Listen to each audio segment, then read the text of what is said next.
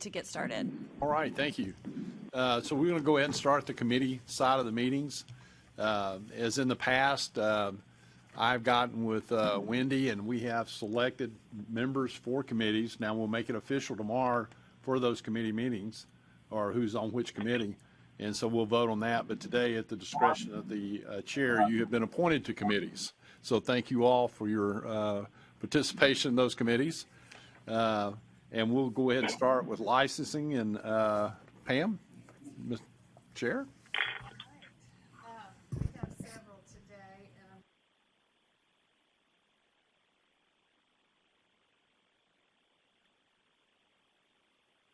Your red light's not coming on. If you can pull that closer and make sure it's... Okay, how's this? Yes. Is that good? Yes. All right, I don't know what was happening there. All right, so we have several today. Our first one is Jude Alnajar. This is an international situation, and we've dealt with quite a few of these since COVID started, and he's really going back to the earlier part of COVID with his request. He passed FAR October the 12th, 2020, so that was fairly early in COVID. And then almost immediately started trying to schedule the second part. He said nothing was available. He was dealing with the Kuwait airport, trying to get to a country where he could take it. Nothing was available from January 2021 until September 2021. At that time, he took auditing by traveling to Canada. And that was the closest place he could find where he could go and take auditing. He continued his quest to schedule parts, traveled to Canada over the next few months and passed 2 more parts, Reg April 2022, BEC September 2022. So he lost FAR in April 2022, but continued to sit. He didn't go into the why, but I assume it was to show that to make progress and to show that he could do that. So he has not asked for an extension before this point. And Wendy pointed out that some states don't allow you to ask for an extension until you've actually passed all 4 parts. So he may have been under that type of impression. I don't know. But anyway, here's some. So he's asking for an extension on the part he lost up to, it expired in April 2022. He'd like to extend it to September 23rd, 2022, which is the date that he passed his final section, which would be 5 months and 10 days, with the reason being international traveling issues and scheduling issues directly related to COVID. I will point out he passed all 4 parts on his first sitting. We've granted quite a few extensions to international candidates for similar reasons, not all at the same point in their progress, but we definitely have. And he's certainly shown that he can pass the exam because he has passed the exam. So I propose that we grant his extension out to the date of his final part. I think that's right. I would second that. Trying to book those flights and he couldn't get the test done in Kuwait like he had the first one, and then going to the extent and expense of traveling to Canada. And he's passed all 4 parts the first time, like you said. I would not want to discourage a young person that's circumstances beyond his control. That's how I see it. All right, so the motion's been made to extend to September 23rd, 2022, and Janet, you seconded? Yes, ma'am, I did. Okay. Pam Church. Aye. Janet Booker Davis. Aye. John Griesbeck. Gay Moon, Aye. Rob Vance. Aye. All right, I'd like to skip over Paul Rigby for just a minute. These other two are similar requests, and I think that Paul's will require a little more debate. So if you'll go to Carson Taylor, formerly had the name Carson Sievers. Carson passed auditing in February 2021. It expired in this past August 2022. She also, just 4 months after the first part, after audit, she passed BEC in June 2021, after which tragically her mother passed away very shortly thereafter. She took FAR unsuccessfully and took reg and didn't pass but made a 73, which is a heartbreaker. She then did pass FAR in August 2022. So note that auditing had pretty much expired just about that same time. She's asking for an extension to take auditing, for auditing, that first part she passed, in order to pass reg, because her mother passed away shortly after she had sat. In 2021, she's already got her notice to sit for reg. She has two other parts that she has passed. And so her one final section is reg. She's asking for an extension to pass the last part, and the reason is the passing away of her mother and her grieving period. Her notice to sit takes her to February the 9th. I think she asked for December 31st of this year. The point is, if I was thinking about recommending to go till January 31st, her notice to sit takes her to February 9th. However, and y'all check me on this, her BEC, which she took 4 months after auditing, would have expired by then, right? So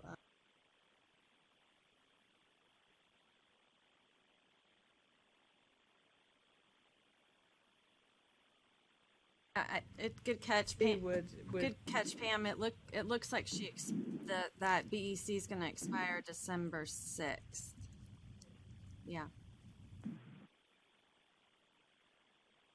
nothing to stop her from coming back and asking, but I don't think we would initiate another extension that the candidate did not request. So I would propose that we extend this to, as we often do, just to the end of the year, the auditing. Does that make sense? Yes. All right, so I would move that we approve an extension of auditing to December 31st, 2022, and the reason is the death of the mother and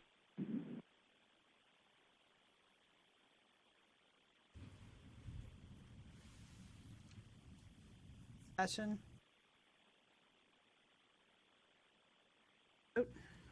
Pam Church, Aye. Janet Booker Davis, Aye. John Griesbeck, Gay Moon, Aye. Rob Vance. Aye. Right. Our next one is Angela Denise Williams. She goes by Denise Williams. She had passed FAR in November 2019. It expired May 2021. She passed REG in August 2021. It will expire this coming February 9th, 2023. She hasn't been testing for over a year but wants to start again. She wants an extension on her second part in order to take the remaining three. Her mother passed away July of this year, and she's been diagnosed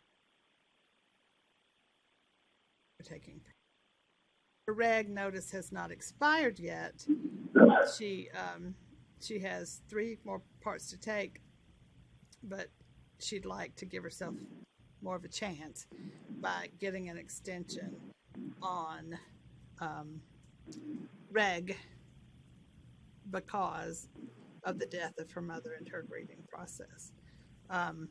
So 6-month extension would take her to August the 9th, 2023. And she is asking before it expires, but I think she's looking for support to give her a boost to keep going. Now, she mentioned some other things, and we don't usually try to measure people's personal situations. And so I want to emphasize that my recommendation would be to grant this condition, this extension, but because of the death of her mother. But she does mention that she mentions a heavy work schedule. She mentions her daughter had married and moved away. She mentioned her son had gone to military service and moved away. And we don't want to diminish the significance of those things. But at this point, the death of her mother, in my view, is plenty sufficient to propose that we grant this extension to August the 9th, February 9th, forthcoming to August the 9th, 2023.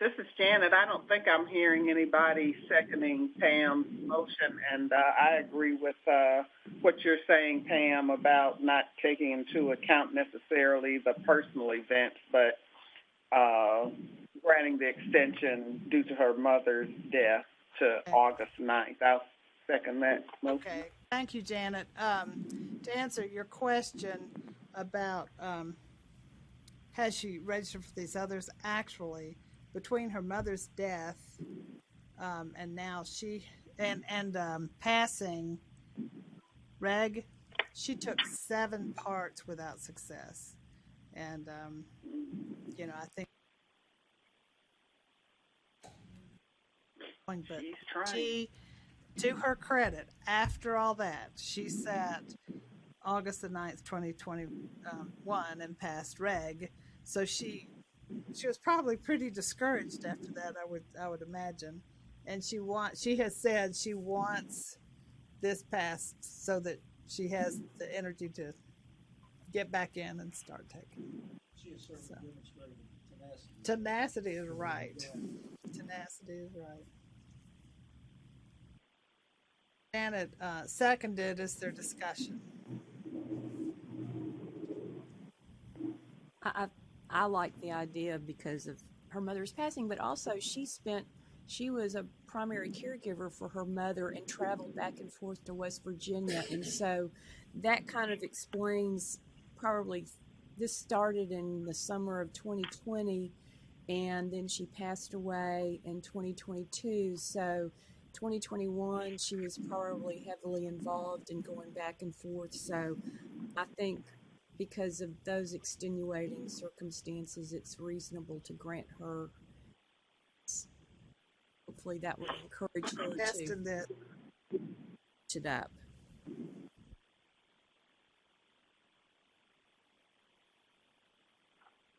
Pam Church. Aye. Janet Booker Davis. Aye. John Griesbeck. Aye. Rob Vance. Aye. All right, the last credit extension is Paul Rigby. He goes by PJ. He currently has credit for 2 parts. He passed Reg August 24th, 21, and he passed BEC in April 2nd, 2022. He has taken auditing 4 times, but has not yet passed it. He did pass FAR March the 31st, 2021, and lost that credit 9/30/22, so September 2022. He's asking for an extension on that part to November 25th, 22, so that he can take auditing.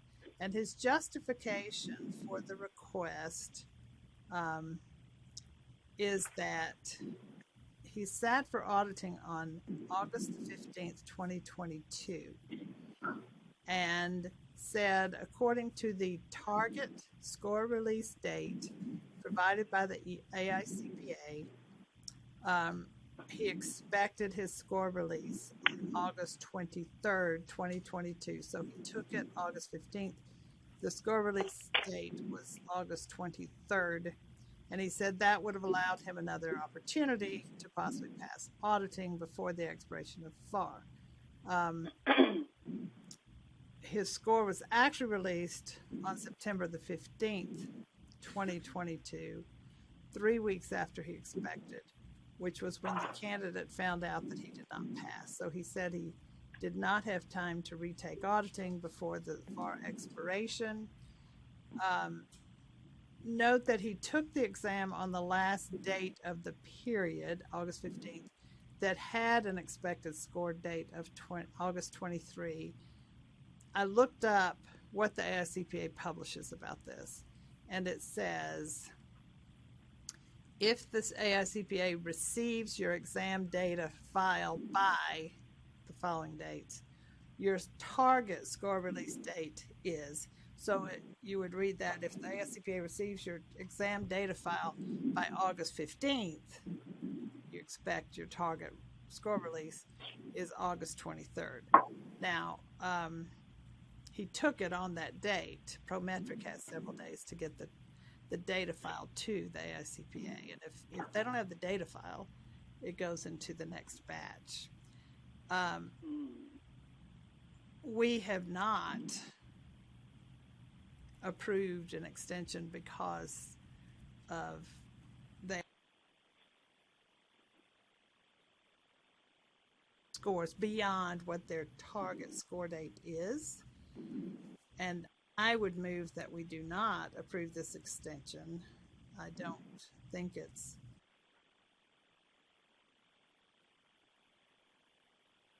target date. It's not a guaranteed date, and it's not a target date. If you take it by the 15th, it's if they had received data file. I personally am comfortable, very comfortable with that decision. I will also say that I think we need to send the AICPA and NASBA a strong message. With continuous testing, upcoming changes in the exam delay score releases even more, that chart, when they release it, needs to have all sorts of categories. And the title of what they publish said, at least the one I found, published 6 months ago, find out when you'll get your CPA exam score. That should not be the title.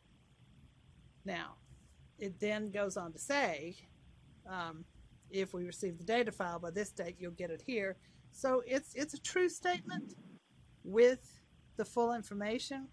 But if you look at CPA review sites, and I hate to say it, but this profession relies a whole bunch on CPA review. I shouldn't say I hate to say it, but I think it's a true fact that we rely a lot on CPA review companies, and they play an important role for us. But some of them do not have the exact wording and really give the impression that it's going to be released on a certain date. Now, that's not the AICPA's purview. They can't control that.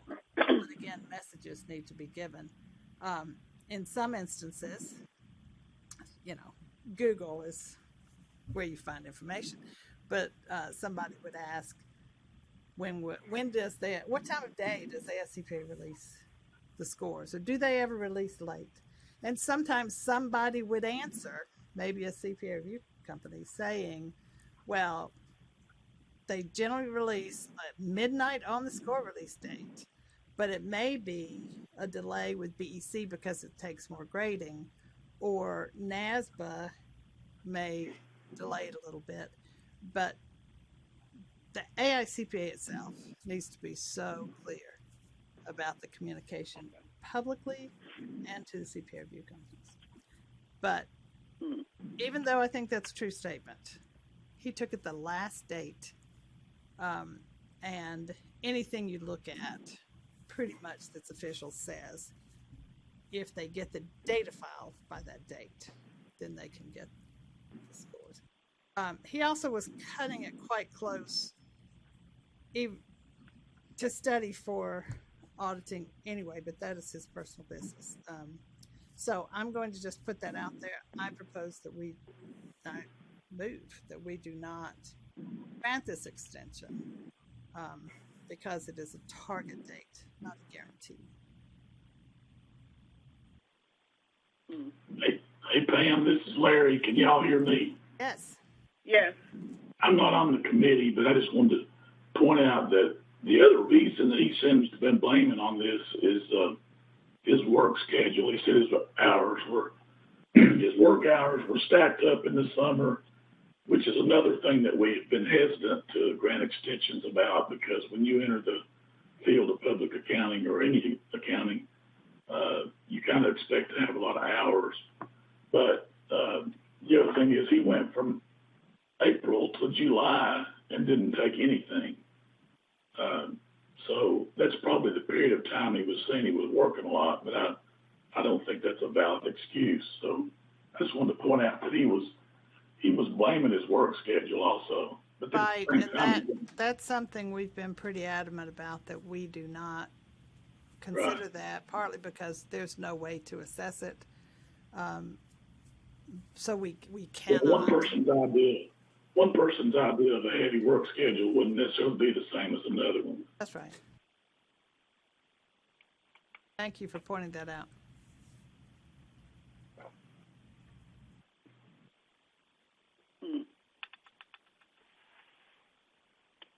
Does anybody know if we've had this come up before about the timing of the release date for the scores? And Janet, we have not had a specific request at our board. I've seen conversation from time to time about it and advice given on when to sit for the exam and not to sit on the last day, but we have not addressed this specifically. Mindy, didn't you say that you asked other executive directors and they said they do not grant extensions on that basis? I think we will see more. Really, this became much more of an issue when we went to continuous testing, because there was a break and you couldn't sit as many times, and things are much more of a crunch under continuous testing. In the window format, you had the whole month to get the files over and get them through the psychometricians and all of that. So you didn't have this issue when we were under the windows of testing. And now that we're in continuous testing, where you have this rolling time period of score release, is where we're looking at days rather than months. And like I said, I think it will get worse with the new exam. But aren't we in the process of changing our rules to 18 months after the time your score is released? I mean, hopefully that'll help us. Aren't we? We'll talk about that in January. Okay. Larry will talk a little bit about it tomorrow, and then we'll have some draft language in January, yes. So that may help us when it gets to the release date and not the date you took the exam. Are we ready for a vote? Second. I don't think we have I think Jana's second. Am I wrong, Janet? Well, no. I didn't second, and I actually think I might be inclined to grant the request. Okay, will you speak to that, please?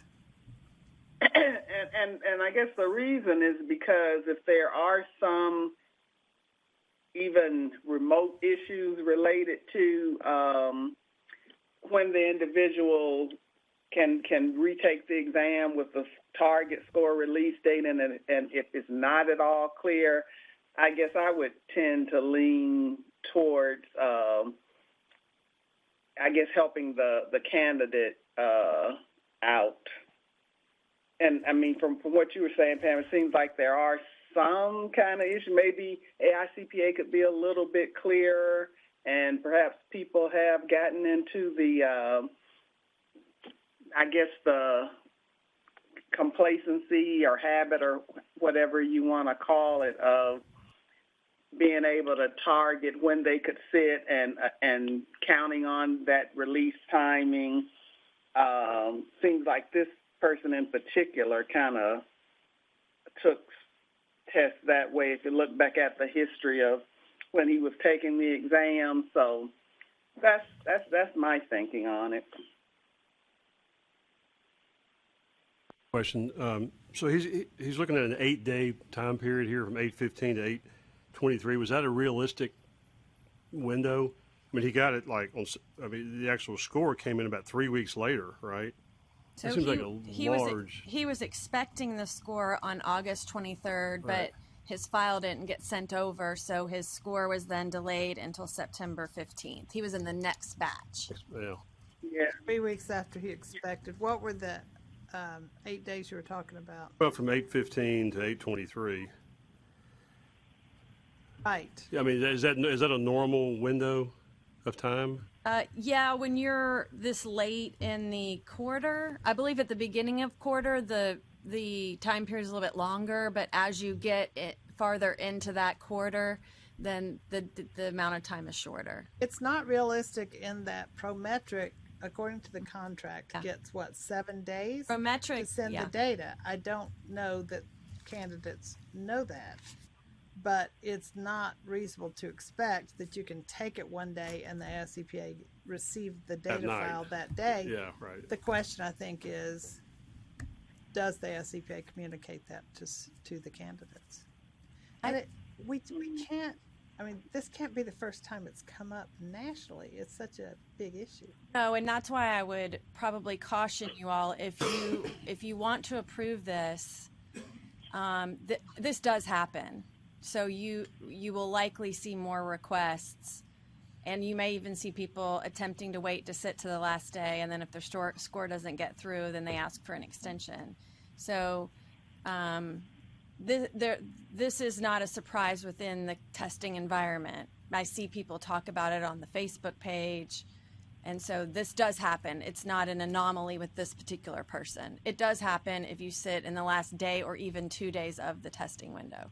It can happen. And there are all sorts of warnings about I forget, NASBA may delay it under certain circumstances. Yeah, and it depends on what state you're with, whether you're a CPA state or not. I think to expect it to work to the day is not borne out by the communication that's out there.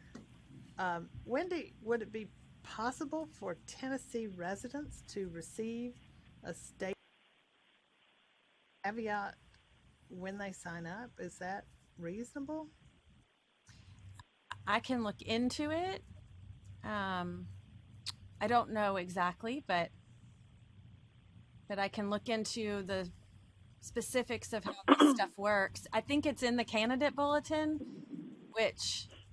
but I can look at exactly how it's worded in there. And I'm sitting on the BOE now, the Board of Examiners, which meets later this week, and I actually already sent Mike Decker an email that I would like to hear from them on any changes they may be making as a result of things like this, and whether they anticipate any information to be put on the website to make that more clear. And I don't know. Well, I know that they work with CPA review companies. Don't they have sessions for CPA review companies? It's extremely important that where possible, the correct communication go out to them. Well, and it's not incorrect information. Oh, I should say the full information. Right. Like the fact that Okay. Prometric has 7 days. So Yeah. really, when you're reading that chart, you should add 7 days to it right away. Yeah. Or subtract 7 days, I guess. Have more discussion, though, about Paul Rigby, because that's our immediate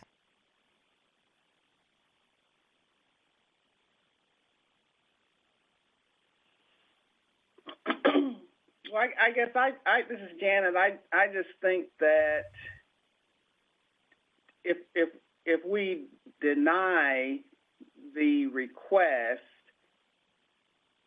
yet we should definitely try to make every effort to make it clear the risk of taking the exam so close to the target score release date. But I guess I'm still kind of thinking that since there are issues, I mean, most of the incorrect information is not official, does not come from an official body. So if you look at the AICPA proclamation, it is if the AICPA receives your data file. And I would think that would be a red flag in itself. I would think that would tell you, well, I better look up, see what is involved in them receiving the data file. So I think the AICPA's announcement is accurate. I think just to be extra careful, we need to go further and try to control as much as possible the unofficial information that's out there. But I don't think you can be responsible really for the unofficial. So I would no, say, and I'm not saying we should be responsible. we want to be and sensitive. I don't disagree with what you're saying, Pam. I just, It's a tough situation. think, yeah. I guess I would just add that he took it on July 22nd. His target date was August the 9th, which he obviously must have gotten his results because then he took it 6 days later. So I might say that he had a reasonable expectation based on that July one and the target date that he would get it back. I just point And it that looks out, like he did I'm the honestly same on the thing. fence. It looks like he did the same thing in June of 2021 as well. And same thing for FAR.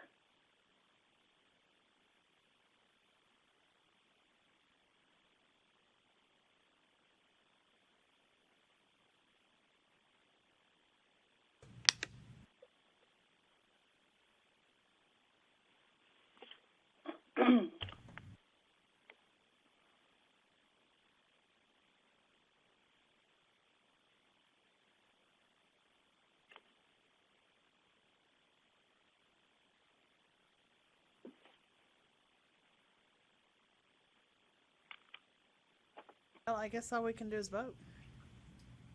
We don't have a second on your well. motion to deny. All right. Would someone like, if what happens if someone wants to just do another? I guess that motion just goes away and someone else can make a different motion? I think the motion has failed for a lack of a second.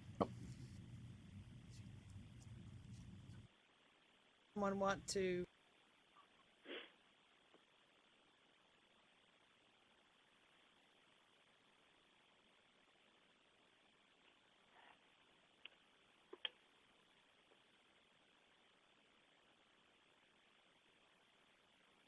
That we approve it? Have to vote I can't on tell it, if right? any, It's I can't tell I if can't anybody move it said and then vote against anything. it, can I? I'll move that we extend his FAR credit to November 25th, 2022. I'll second that motion.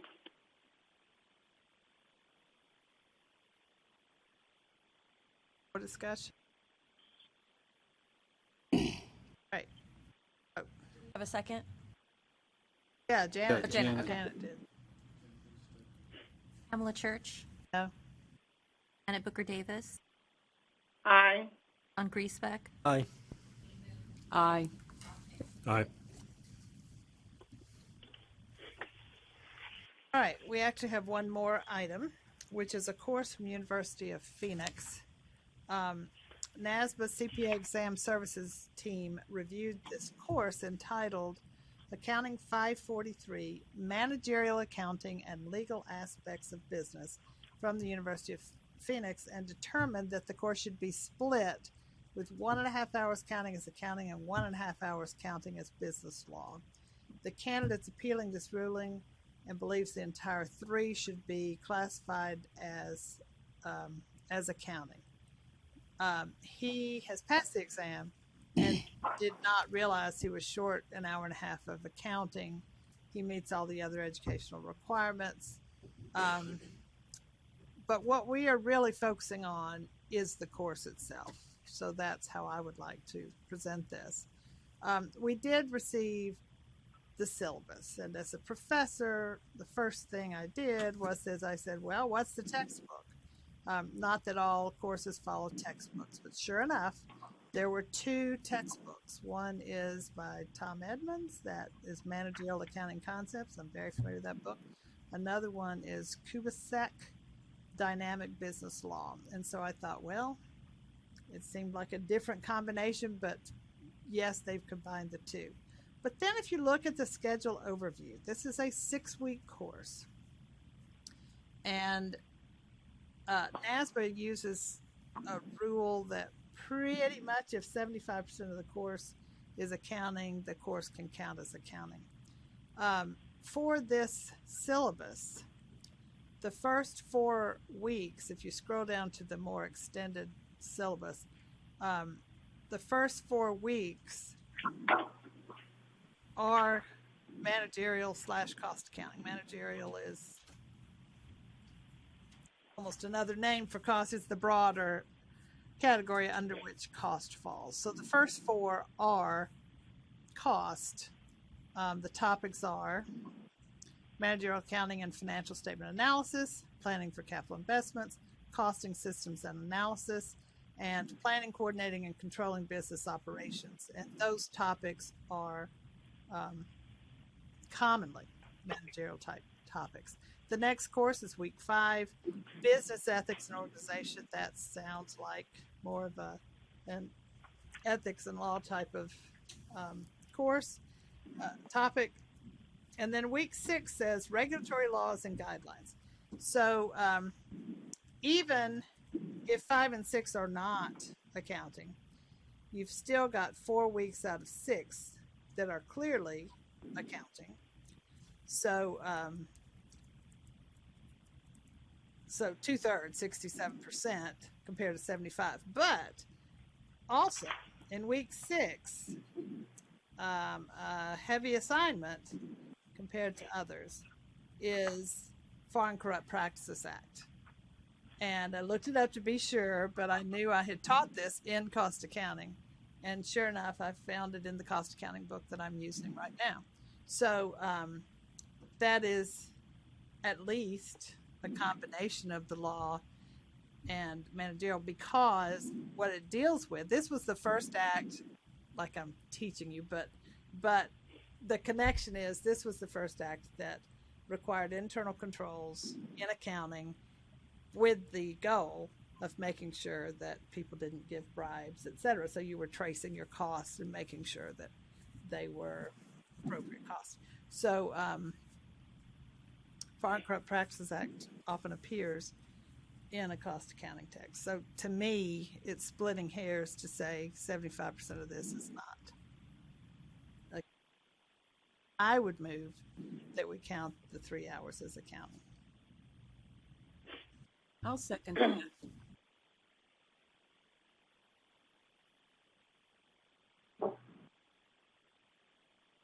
I will say we may see a lot more of these, because with the new format of the exam, the old, well, what's the textbook that tells us what the course is, that's just not going to be the case so much anymore. The textbook publishers are revamping, and the division of courses will not be what they've traditionally been. So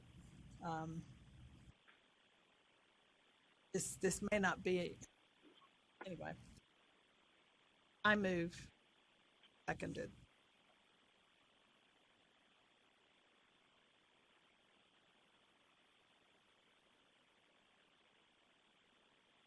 Church, Aye. Janet Booker Davis, Aye. John Griesbeck, Aye. Gay Moon, Rob Vance. Aye.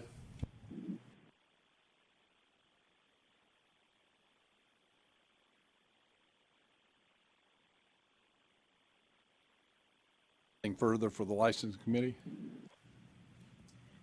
Okay. Well, thank you, Chairman Church. And now we'll go over to enforcement and turn it over to Chair Monroe. Thank you, Mr. Chairman. In enforcement, we have two items. One is just an informational only item, and that is just a summary of the case and complaint report that's included in our read-ahead packets. The other item is the legal report, and these are items that will require action on the part of the committee and ultimately on the board's part tomorrow. So what I'll do is I'll briefly highlight the cases. The one thing that struck me as I looked at all 14 cases here is that this particular quarter we have a fairly stunning variety of cases. So this not so much the same thing, and maybe that's in a positive sense because folks are getting the message to a greater degree on CPE and also on not doing a test work without a firm permit or a peer review. But we still have one or two of those as well. So let's just work through the cases. The first 8 cases are consent agenda items, meaning that there is no proposed discipline involved with respect to those cases. Case number 1, number 2022024531, basically is a case that is dealing with client service matters, and particularly around breach of confidentiality. And based on the investigator's comments, there just was not enough factual evidence or clarity around that evidence to move forward with proposing discipline. And so the recommendation is to close with a letter of warning outlining respondent's duty of confidentiality and due professional care. What I would ask is that as we go through, if committee members have any questions or other board members, please feel free to raise them, and then we'll plan on voting at least for the consent agenda items in one motion. Any further questions on case 1? Okay. Case 2. Yes. This is Larry. I have a question. Yes. In the final paragraph there where it says, second sentence says the investigator concluded the information shared with friend would be confidential in violation of the rule. However, the parties disagree as to the contents of what was shared. So how would we know that it was confidential if we don't know what was shared? Hi, this is Sveta. So the problem here was that it was a situation of he said, she said, and I think the investigator concluded that if we go with what the complainant is alleging, then it would be confidential. But if then we go with what the respondent is saying, then it wouldn't be. And so the problem was that we couldn't really figure out who was right and what actually was shared. And so that's where the investigator informed me that there's just not concrete evidence as to who was actually telling the truth. Right. Yeah, I understand that. But those two sentences conflict with each other. One of them says that what was shared would be confidential, and the second one says we don't know what was shared. I could rephrase that to say that what was alleged to have been shared by the complainant would be considered confidential, but there's not enough evidence to conclude that that actually was shared. Would that? Yes, I like it. Okay. I would recommend we make that change. Okay. Thank you, Larry. We'll go on to case number 2. Basically, this is a case where the complainant alleges failure to exercise due professional care with respect to tax services. And evidently there were, well, from the complainant's perspective, there were mistakes that would have resulted in the payment of additional tax, or actually resulted in an overpayment of tax for prior years. And when the investigator reviewed Basically, they concluded that there was no evidence that the complainant provided information regarding the rental property payments to the real estate partnership until October of 2020, when the statute of limitations to amend the 2016 return would have already expired, and basically points out that the complainant had the opportunity to review their returns prior to filing and failed to do so until October of 2020. And then concludes that based on the corrective action taken by the respondent and the fact complainant failed to review the return before filing, they recommend closing the complaint with a letter of instruction with respect to duty to exercise due professional care. This is, just for the record, I have to read in the number. It's case number 2022021101. Any questions or further considerations on that one? Case number 3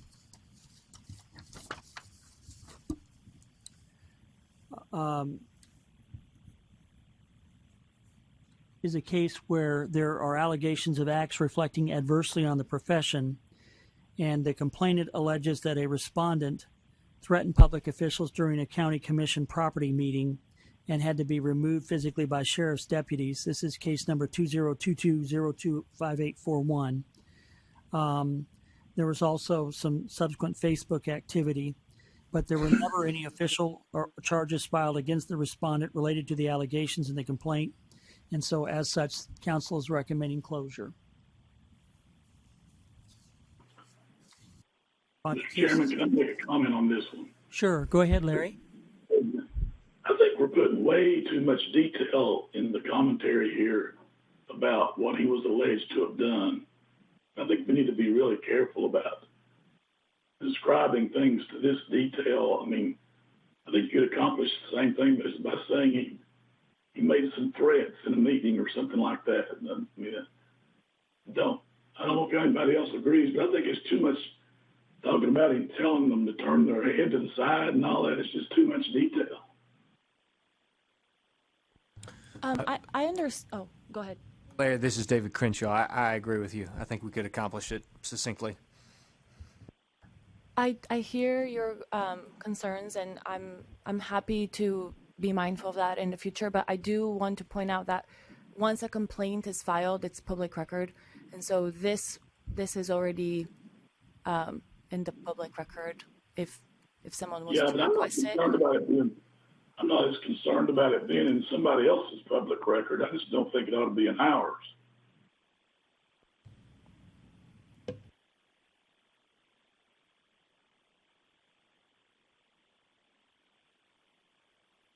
I might disagree simply because those facts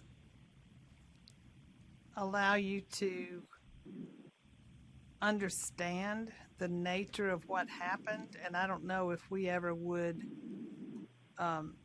take any action or issue a communication based on something like this, but just a threat is not, that doesn't describe this situation to me.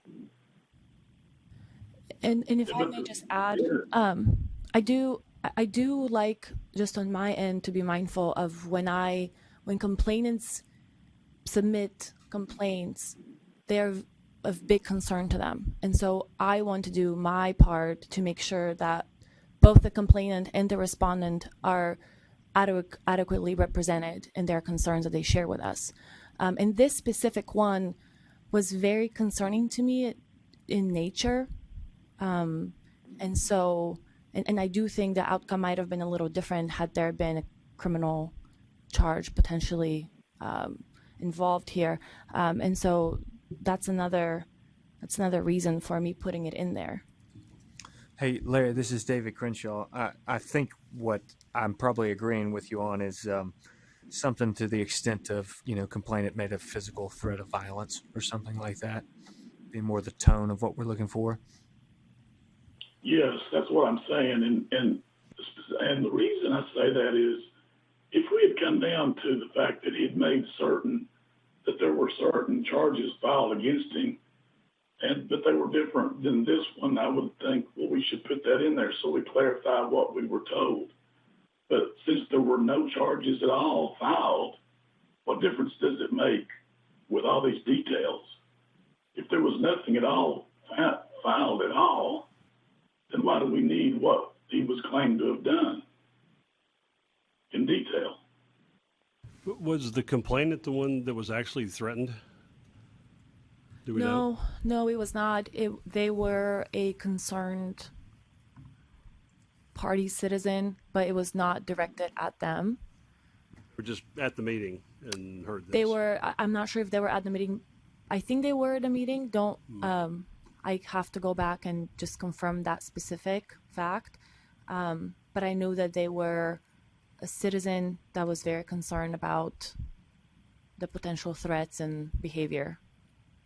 Well, this is off the subject, but what's a rabbit hood? I don't even know what a rabbit hood is.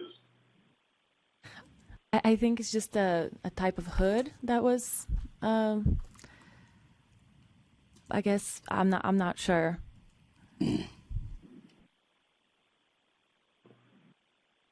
I think the bottom line on this case. Was that our description? I'm sorry. Go ahead, Janet. I was just going to ask, was the rabbit hood our description, or was it a description that was in the public record? I'm sorry, can you repeat that again? I could not hear you. No, I was just asking, well, specifically about the rabbit hood, if that was something that was in the public record, or was that our description? I guess to me, if it's in the public record, then I wouldn't be as concerned about the details of it as long as it's already in the public record, versus if we're publicizing something and making certain representations that may or may not be proven. Well, the description was in the complaint and the additional information provided, so that would already be in there. I don't believe we have an actual picture of the post that was made. Also, in the complaints, using the words alleged and states kind of helps from us stating something as a fact, and is more just kind of just giving descriptions of what the complaint is alleging. Also, often a reason for why extra information is included is so another issue arises with the same respondent, we have it in our record so that we know if it's something similar, where and further steps need to be taken, we have that as information that we can provide again. What ethical rules does this supposedly violate? I think it would be technically acts that reflect adversely on the profession, but in this case there was nothing filed. He wasn't there officially as a CPA, right, at the county commission meeting, or do we know this? He was just a concerned citizen at the meeting expressing his First Amendment rights, I guess. I know it sounds a little extreme, but still. You mean the respondent? Yes, the respondent. I believe so. Okay.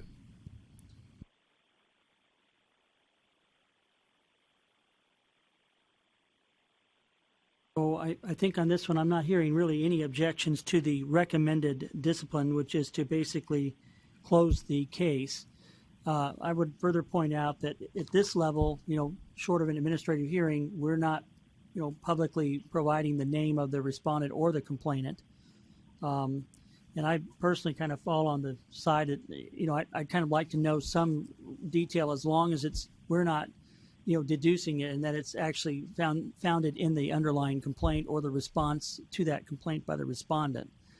But in any case, I think I'm not hearing any discomfort with the recommended conclusion of closure. And so I'd recommend that we bear in mind the commentary that we've heard from the board members going forward and then proceed on with the case number 4. This case is with respect to someone alleged to have held out as a CPA who is in fact not a licensed CPA. And ultimately, after back and forth, the complainant indicated that the respondent never did hold themselves out as a CPA in writing, but alleged that they had done so verbally. And then upon investigation, it was determined that the respondent was using the accountant designation in a social media site.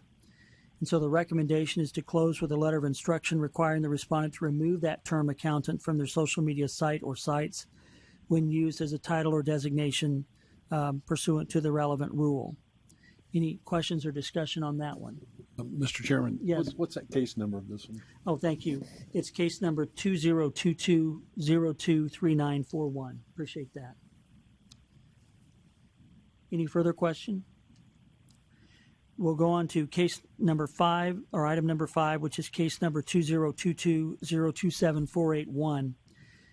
This is one where there are a number of complaints against the respondent with respect to, among other things, coworker perpetrated harassment, retaliation, burglary, hacking, phone spoofing, and indicates that the actions were a result of them reporting to relevant authorities possible SEC violations.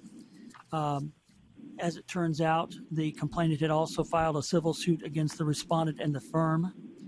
And the complainant also states they resigned from their position with the firm out of fear of their own life and their family's life. Subsequently, it was brought to counsel's attention that the complainant is facing criminal homicide charges related to the underlying facts of this complaint, and as such, counsel is recommending closure. Now, when I initially was interacting with our own counsel on this, my question was, well, why closure versus litigation monitoring on this one? And the response I got back, I thought, for me, was a reasonable one, which was that given the nature of this type of a situation, it could well be years or perhaps even over a decade, before the underlying criminal activity is going to be adjudicated.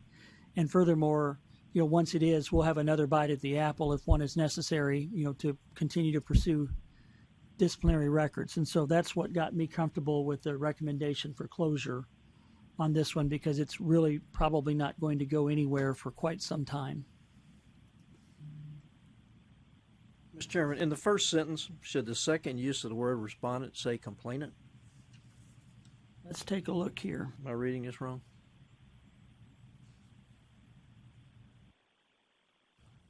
I think you're reading it as it is, and it should change. Let's make sure counsel agrees. So the first sentence of the first paragraph would read computer hacking, phone spoofing against complainant. Is that correct? Correct. I Okay. apologize. We'll get that revised. Thank you, John. Mr. Chairman, I have a real short question on this one. I know we're talking about the IT audits that had material weaknesses or deficiencies in those. You see that sentence down there? Yes. Is this something that was alleged or is this a fact? Because it's not clear on whether that was something that was just alleged or not. Apologize. Which sentence? Where it says specifically significant deficiencies and material weaknesses were noted in the complainant's IT audits. I can't tell whether that's an alleged statement or a fact. It would be an alleged statement by a complainant in their complaint. So can we clear that up a little bit? Yes. I note, though, Larry, that the preceding sentence does kind of, in my view, state that complainant alleges audit work papers for public company audits were being rolled forward. So I took the next sentence in the context of that. Okay. Okay. All right. All right. Any other questions or comments with respect to case number 5, item number 5? Okay. Item number 6, which is case number 2022027491, basically flows from the one above that we've just been discussing, and the case is also recommended for closure.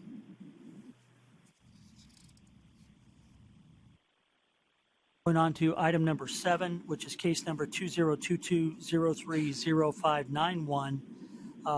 This is a case where we had disciplinary action that has been taken by another board, in this case the Alabama State Board of Accountancy, against the respondent. They imposed discipline on that respondent. And when the Tennessee board was made aware of the respondent's disciplinary history, we noted that he did have a Tennessee license, but we found out about this discipline after the 30-day allowance for self-reporting. So then the board followed up with the respondent to ask that person to provide additional information about the nature of their work in Tennessee and the nexus to any of the work relating to corrective actions in Alabama. And it was determined that they are licensed in Tennessee but have not conducted any work in Tennessee. And they also have asserted that they have completed all the required components of the imposed discipline in Alabama. And so in this case, counsel recommends closure on our part, as the respondent has completed the required action by the Alabama State Board and does not conduct any work in Tennessee. And the recommendation is that close with a letter of instruction reminding respondent of their duty to notify the board within 30 days of any disciplinary action that is taken by any state board of accountancy pursuant to rule. Any comments or questions on this one? Mr. Chairman, it's me again. Sure. Hi, Larry. Go ahead.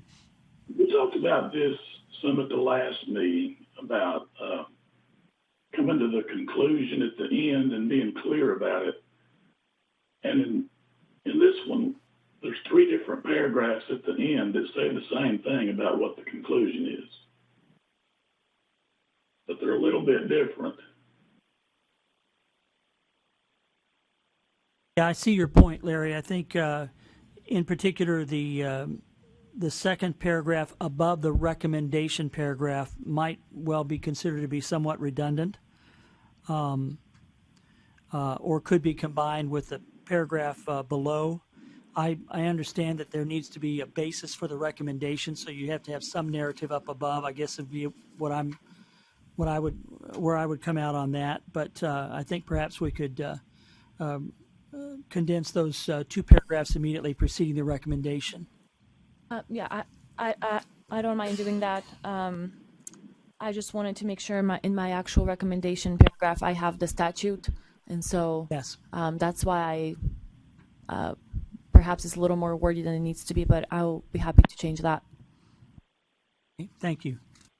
Harry, any further comment or question on that? No. Okay. We'll proceed to item number 8, which is case number 2022-027-141. In this particular case, the complainant is asserting that there was untimely filing of a tax return and failing to account for the complainant's 529 college savings plan expense transactions after the complainant brought it to the attention of the respondent on multiple occasions. The respondent states or denies the claims and believes that they are false, and that they were warned that the complainant may be a difficult client.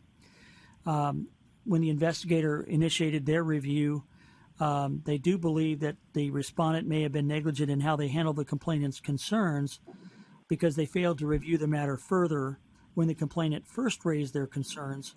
However, the investigator also found that the respondent included the complainant's financial advisor in communications disclosing some of the complainant's financial transactions and information from an amended return. There was confusion as to whether, from the complainant and respondent's perspective, that knowledge had already been shared. And ultimately, the investigator noted that the complainant had indeed forwarded some emails they had exchanged with respondent to the third party. Respondent assumed that they had permission to discuss the complainant with the third party. So the complainant's claim that the respondent's acts were discreditable per the rule was a high bar, and the investigator did not believe that that bar had been achieved. There is some past history with respect to this respondent, previously having their license and firm permit revoked for failure to comply with terms of a consent order unrelated to this particular matter.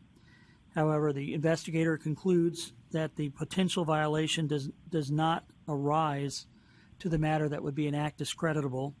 And the recommendation here is close with a letter of warning outlining respondent's duty of competence and due professional care. The comment that I made when I was doing my initial review and interacting with counsel here, there was potential to recommend a greater course of discipline. But as I reviewed the facts, I just didn't see that there was enough of a factual basis that there would be something provable if something went to an administrative hearing. I just didn't see it. So that's how I got comfortable with the recommended closure with a letter of warning on this one, despite the prior history. This is unrelated to that prior history. And so the person had their license properly reinstated following the revocation, and so there's no allegation that they're practicing inappropriately or without being licensed. So that's where I came out to on this one. Other comments or questions or concerns? Okay, so we've gone through items numbers 1 through 8. And would accept a motion from a committee member to approve the recommendations with respect to those cases. Mr. Chair, I so move. Thank you, Greg. I'll second. Thank you, David. Any other questions or comments on any of the cases 1 through 8 or items 1 through 8? All right, Karen, will you please call the roll? Kevin Monroe. Aye. David Crenshaw. Aye. Greg Gilbert. Aye. Gay Moon. Aye. Rob Vance. Okay, that motion passes. We'll go on into the proposed discipline cases, items 9 through 14. The first item 9, case number 2022-021281, relates to a respondent that had been dropped from peer review, and the board received the notification for that. And then the complainant notes that the respondent did issue a review report in February of 2021, despite the fact that the respondent did not, that the respondent's renewal shows that they were not going to offer test services in 2021. And so the respondent basically indicated that they were confused as to how to renew their firm permit since they did not plan to provide such services anymore, and that they did not intentionally mean to mislead, and they were certainly willing to correct their errors. Also, the respondent indicated that they've had significant health decline due to kidney failure. The investor concluded that the respondent, there's no evidence that the respondent is currently offering a test services, noted that they were dropped from peer review, and found evidence to support the claim that respondent had in fact issued a review engagement to a client seeking licensure with the Board of Contractors. We were not able to obtain medical documentation regarding the medical condition offered up by the respondent. So the recommendation here is to authorize a formal hearing with authority to settle via consent order with a $500 civil penalty for violation of the board rule relating to peer review, or in lieu of the civil penalty, provide documents in support of medical condition or the proof of closing of their firm. Any questions or comments on this one? Mr. Chairman, I have a question and a comment on that one. Go ahead, Larry. In the third paragraph, I'm just going to read this sentence to you. Respondent states that they did not fill out the online form correctly by mistake, and not intentionally or with the purpose to mislead. I read that sentence over and over, and I don't know what it says. I apologize. That's probably my grammar. This is where English as a second language comes in, likely. All I was trying to say here is that when they were filling out their online form, they simply did not intentionally they did it wrong, but they did not intend to do so. I apologize for the... Can you just say that? Yes, I could, and I will. And then it says they no longer are considering performing tax services. But that has nothing to do with a peer review. I'll be happy to change that so it makes a little more sense. So what's that supposed to, is that supposed to be attest services instead of tax? That may be tied into the firm closure argument. I think the intent is that they're not going to practice at all anymore, was the intent of the firm. Correct. Depending on some other events happening in respondents' life, especially I think in light of their medical issues, their intent from what was communicated to us was not to practice anymore in the same way that they were before. So, which is why I put in my recommendation, either if they were to continue to practice, show us proof of medical condition, or if not, it will be irrelevant. So then show us proof of you're closing your firm. Okay, I thought you were trying to justify that not getting a peer review because they were going to not do test services anymore. But okay, one other question at the very end in the recommendation, we're recommending a penalty for violation of peer review rules. But what about the violation of issuing an attest report without a firm permit? Shouldn't there be a penalty for that too?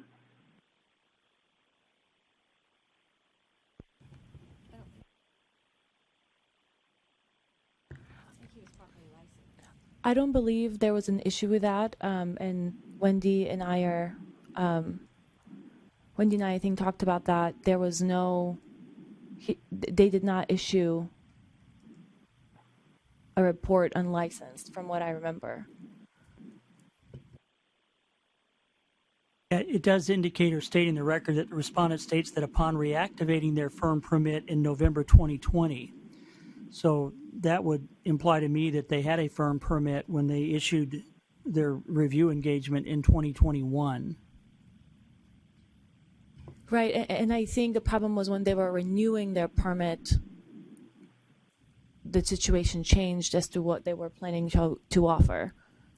Okay, I got you. Okay, any other questions or comments with respect to item number 9? Okay. We'll go on to item number 10, which is case number 2022-027341. This is arising out of a referral from the Tennessee Motor Vehicle Commission, whereby they received a compilation report from the respondent on July, or issued on July 7, 2022. They attempted to verify the respondent's permit with the Accountancy Board and discovered that their permit expired for non-renewal at the end of 2021. They were also terminated from peer review in February of 2022. The respondent states that they were preparing the report for a client from another state that has similar regulations as Tennessee and assumed that they could issue the report. And they confirmed that they could do so with an official of the other state, but did not do so in Tennessee. And they state regret in not contacting a TN state official for confirmation. It was also discovered by the investigator that the respondent's individual license as well as their firm permit are currently in probation status as a result of a 2019 consent order, which required the respondent to present the board with a copy of a peer review report with a pass rating in order to have that probationary status lifted. It was also discovered that the respondent once held a license in Mississippi that is now canceled due to disciplinary action. Counsel asserts that respondent has failed to comply with the statutory and board requirements relating to attest work with expired license in compliance with peer review requirements. The recommendation is to authorize a formal hearing with the authority to settle via consent order for voluntary revocation in accordance with violation of the rules as listed. Are there any questions or comments on this one? Mr. Chairman? Yes, Larry. I'm confused here. It says the permit expired for non-renewal at 12/31/21. But then down below it says they were on probation as a result of a 2019 consent order. So if they were on a probation, how did they have a permit that expired later on? I mean, they shouldn't have had a permit at all, should they? Larry, probation status doesn't keep you from practicing. It only kind of is a heightened status that lets the public know they might want to inquire about prior disciplinary actions. But unless the board specifies a specific restriction while they're on probation, then they can practice freely. And there were no restrictions for this. This is actually the firm we're talking about here, not the individual. Okay, one other question. It says in the second paragraph, respondent also states they will follow up with the client to inform them of their error after they've been notified by the state. I don't understand that. What's the state notifying them? I think what Sveta was trying to say was after the Motor Vehicle Commission let them know that there was a problem, they were then going to refund the client so they could find someone else to do the work. So do we need that after the part that's confusing to me is after they've been notified by the state. Do we need that? To be honest, I'm a little confused by my own sentence as well. So I will edit that. I think what they were alleging here was that they are willing to retract it, as I mentioned in my last sentence in that paragraph, and correct their error with the client. And I'm happy to rephrase that. Okay. Thank you. Any other comments or questions on this one? Okay, we'll go on to item number 11, case number 2022-031-361. This is a case where the complainant alleges the respondent is in violation for use of the term accountant and accounting designations in a firm's name, as respondent is using those terms in their firm name without being validly licensed. The respondent stated that their firm was comprised of experienced accountants who performed outsourced accounting for small and mid-sized companies. Respondent further states that they do not provide attestation or tax services and do not hold themselves out to be licensed CPAs. Based on review of the respondent's firm name and website, the firm is using the accounting designation in violation of a rule, and the recommendation is to authorize a formal hearing with authority to settle via consent order requiring respondent to remove the term accountant from their firm name and website per rule. Any questions or comments on this item? How do we have a formal hearing for somebody that's not licensed? Don't we normally write a letter and say cease and desist, or? We've had, when people are unlicensed, they're doing something that they aren't permitted to do. So I think we could, in this situation. In this situation, I think we see there's a violation because they're using accounting in the firm name. So there is action that they do need to take. That would be an action that it would be within the board's jurisdiction to discipline for, because they are acting. They are doing something that's reserved for accountants to do. So in this case, since they're acting in that way, I believe the board will have the authority to discipline them as if they were licensed. Otherwise, people or firms can do almost anything if the board wouldn't have discretion and authority to discipline them. I guess I was just thinking in the past when it was an unlicensed activity, we didn't have any real authority, but we would write them a letter and say, here's what you can't do. But okay, if we can. Hey, I think you're saying is that we don't have the authority to make them come in to a hearing, right? I mean, other than if they don't show up, they don't show up, right? And they're still in violation of the law. It's a violation of the law, but right. we don't have any real. I would be happy to potentially change it to where it's a letter of cease and desist language, and then perhaps trigger some discipline if they don't. I'm not sure. Taylor, do you have any thoughts on this?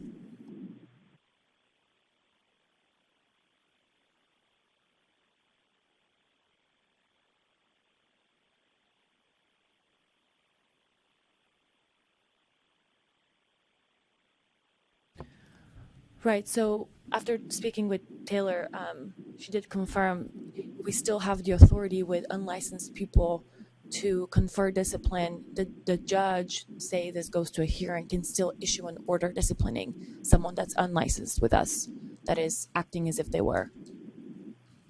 It's a little harder with unlicensed people because if they don't have a license, they may not care enough to come in, but we still have the statutory ability to discipline them if they are acting within the state of Tennessee unlicensed. Okay, thank you. So one thing, Sveta, I would like maybe to consider, in the recommendation it says requiring respondent to remove the term accountant from their firm name and website. I'm wondering if we should remove website there because the statute talks about using accounting in the title or designation. Right, and I did put this on that language when it comes to this rule as it relates to being used as title or designation. I can add that to it, so we're still referring. We're still asking them to remove it if they're using it as a title or designation. Do you understand what I'm saying, Kevin? I think so, and basically what you're saying is not just restricted only to the website, but wherever it would be in use. Well, yes, but I also want to be careful that we're not saying you can't use the word accounting anywhere because I'm afraid that's too broad. Okay. Based on what the statute says. So we in the past have restricted, in statute it says specifically in a title or designation, which if someone on their website says we provide accounting services, that's a descriptive language as to what type of services they provide. And so we have not in the past restricted the use of that word on any portion of their website. So I was afraid we were getting a little broad there based on how it was worded. Okay. And how I have it, and you can refer to case 4, I had put my recommendation as remove the term accountant from their social media sites when used as a title or designation per the same rule. So I can definitely add that on there so it's consistent and it's more specific as to removing that accountant term when you're referring to yourself or your firm as an accountant for your title and not just in general. So let me make sure I understand it. So if someone's not a licensed CPA at all, not a licensed firm, and they're doing bookkeeping, let's say, but they say we're doing accounting work. I mean, they can do that, but they can't say that I'm an accountant. That's the right way to characterize that? Okay. That's how we have interpreted that before, that law before. Because it says title or designation in the statute. Just say the type of work you're doing. It just says you got to refer to yourself as the first person or third person. Okay, thank you. Right, holding yourself out as an accountant. Okay.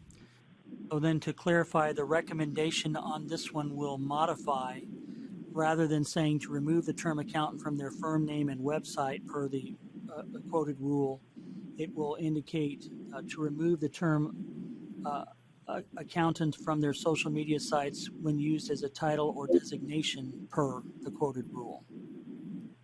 Correct. I'm happy to make that change. Okay. Any other comments or questions on this item? So is the word accountant in their firm name or not? It is.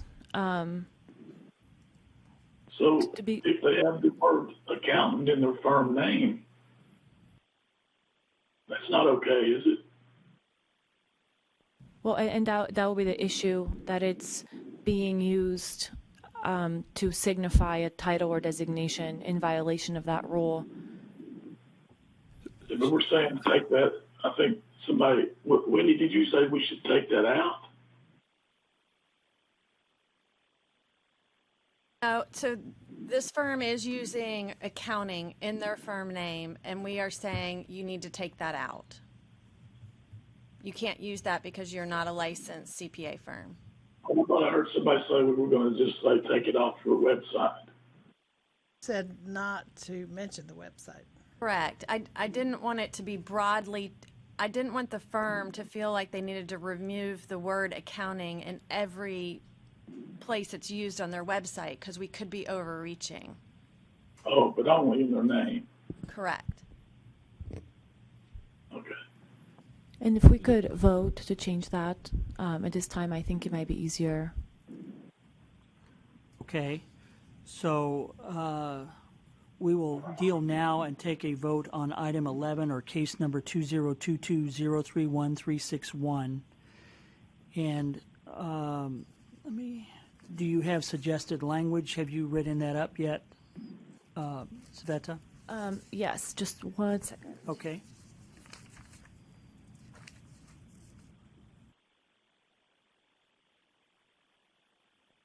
So my recommendation would be authorize a formal hearing with authority to settle via consent order requiring respondent to remove the term accountant from their firm name. I actually would like to change that to say to remove the term accountant or accounting from their firm name and website per TSA section 62-1-113H2 as it relates to a title or designation.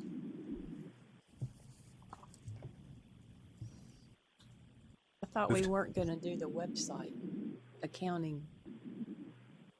I believe it was just one on the website. Oh, okay. So as they're using it, applying to it being a title or designation, holding themselves out as an accountant, as opposed to having to delete the word accounting or accounting in every single sense of the website.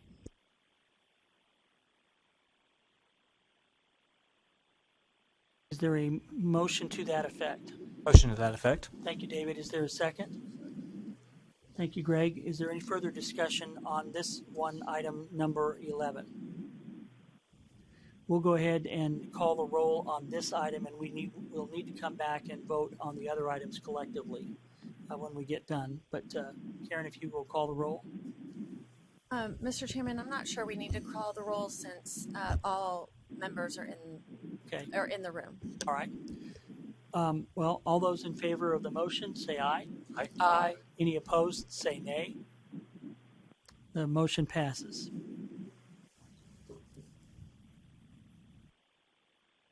We'll go on to item number 12, which is case number 2022-027311. This is a case that was filed initially by the TN Comptroller of the Treasury's Office, and it relates to a respondent who, while acting as a budget director, used county purchasing card in unauthorized transactions to transfer over $17,000 into the respondent's public accounting business account.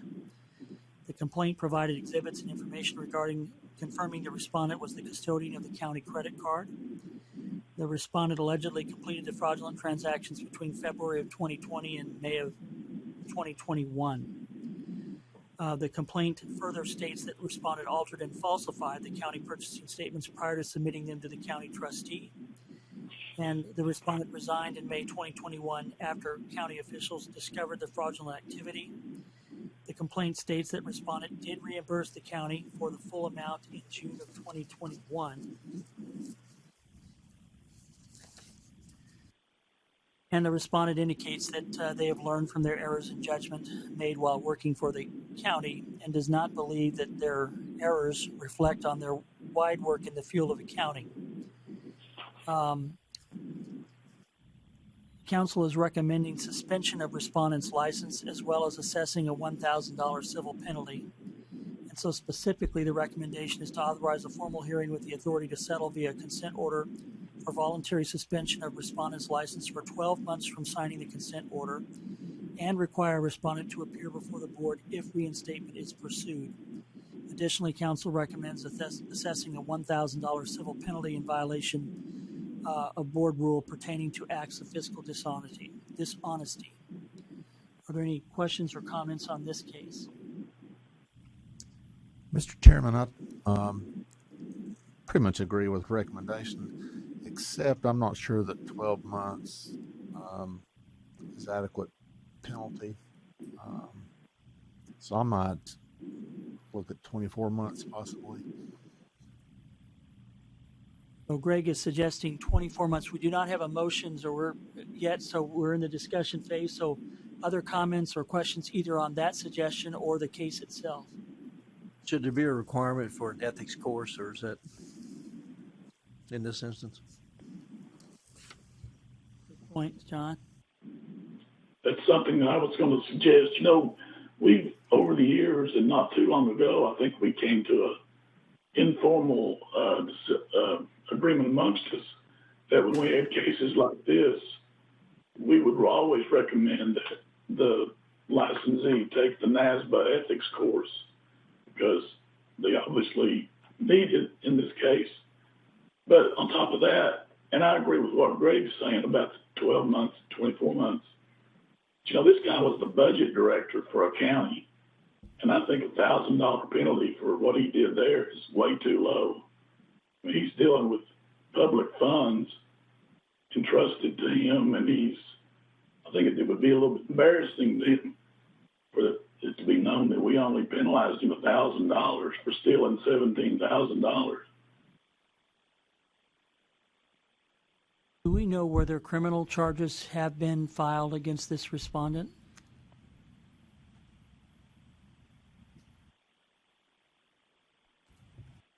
They do. However, I would suggest that we stay away from discussions of potential criminal charges in this matter. Specifically, Tennessee has a very clear statute on expungement. And if someone has had a criminal charge, they've had it expunged, then they're considered to have been restored to their status pre-criminal conviction. The respondent here did share with us that they did have a criminal charge, but it was expunged. And so I would suggest that we steer clear from discussions of that, since I don't think it's relevant. The law sees them as if it never happened. Good, thank you. Larry, to follow up on your point with respect to civil penalty, I think you were mentioning that in your view 1,000 was low. Do you have a suggested or recommended amount?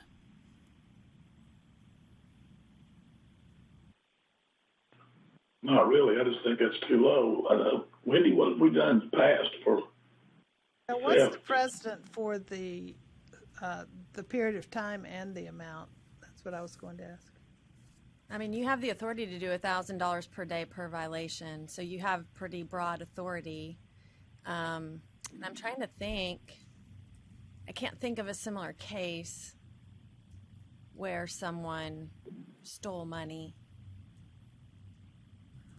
My recommendation when I was comprising this, I was going back at cases that the board had handled before that come close, not similar facts. The ones that I was looking at were where the respondents had not declared proper amounts on taxes, and so underpaid or situations of that sort, not specifically when they have stolen funds. So it is, to me, not paying the right taxes or stealing money.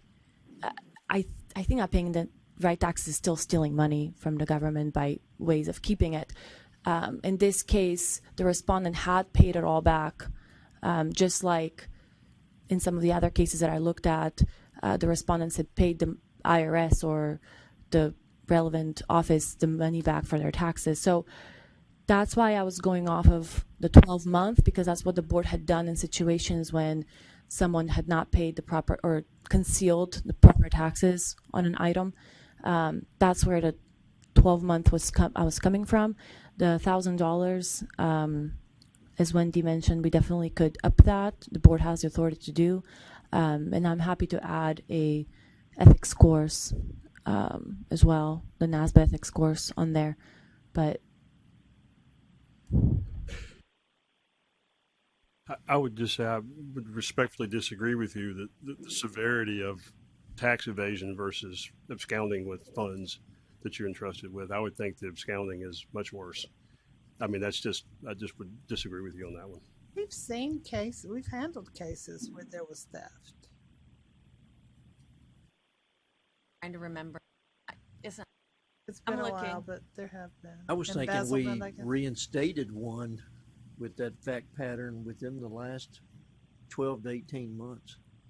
And I want to say that the suspension was several years in that case too. But Well, I'll go out there and just make a recommendation. There again, I'm not on the committee, but I would recommend the 24-month suspension, $5,000 penalty, and the NASBA ethics course. Thank you, Larry. And it's not a motion because I'm not on the committee. Right. So just for those who are sitting on the committee here, let's just go ahead and start with that as the motion, and then we can deal with it as we wish. So we would authorize a formal hearing with the authority to settle via consent order for voluntary suspension of the respondent's license for 24 months from the signing of the consent order, and require the respondent to appear before the board if reinstatement is pursued.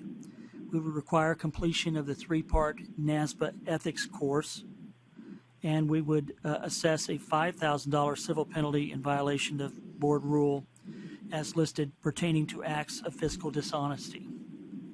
Is there a motion to that effect? So moved. So moved. Is there a second? Second. We got a second. Is there any further comment or discussion? I guess we can go ahead and just have a voice vote here since we're all all the committee members are present. So all those in favor of the motion say aye. Aye. Aye. Any opposed say nay. The motion passes. Next, item 13, case number 2022-031601, relates to a notification that was received by the board that a respondent was dropped from the peer review program in January of 2022. Their peer review was due back in November, as of November 30 of 2021. The complaint requested that the respondent provide the reason they were dropped from peer review and a listing of all reports, test reports issued by the firm since it first opened in 2018. Respondent indicated that failure to complete the peer review was due to an oversight on their part. They indicate that they forgot the firm had issued a test work, and upon receiving the complaint, they reviewed the firm's records, which showed that the firm had actually issued 4 attest reports. And as I understand it, in follow-up with the general counsel, they were compilation reports.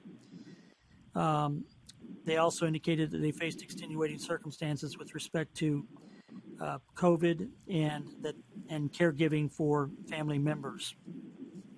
They confirmed that they are not planning on performing any attest work in the future.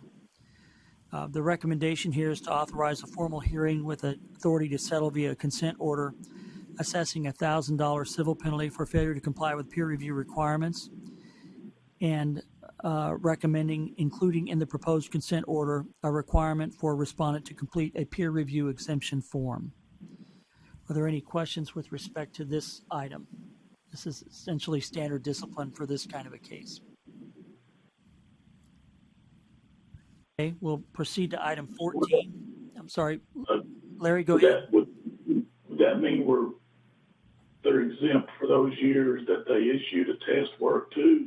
In other words, are we forgiving that? I don't think we're forgiving or forgetting that with the civil penalty that's being proposed. But I mean, if they're stating, I think effectively they're stating that going forward they're not going to be doing a test work. And so there's really nothing to perform a peer review on. And to me, the fine is essentially in lieu of getting the proper peer review that they should have gotten. Okay. Okay. Item 14, our last item, which is case number 2022-033-111. This is a case where the complaint alleges that the respondent, as their CPA and attorney, abused their trust for financial gain. There are controversies with respect to returning of tax documents as well. The respondent refutes the claim that the complainant was an owner of the business mentioned by the complainant and contends that they did not act as counsel, CPA, or representative in the business sale transaction of the company. They do indicate that they did prepare personal taxes for the complainant for the 2015 through 2020 tax seasons, and indicates that they did not charge the complainant for the 2020 tax returns. They also state that they provided the complainant's attorney with all original paper documents and other materials related to the complainant's tax returns, and notes that they are aware the complainant receives K-1s from their partial ownership of other businesses. Complainant submitted a rebuttal stating that respondent met with them and the other owner on a monthly basis to discuss finances and strategies for the various businesses they owed together, and that during those meetings they sought respondent's advice as both their CPA and attorney. Complainant alleges respondent formed companies for their businesses and drafted business and personal documents for them.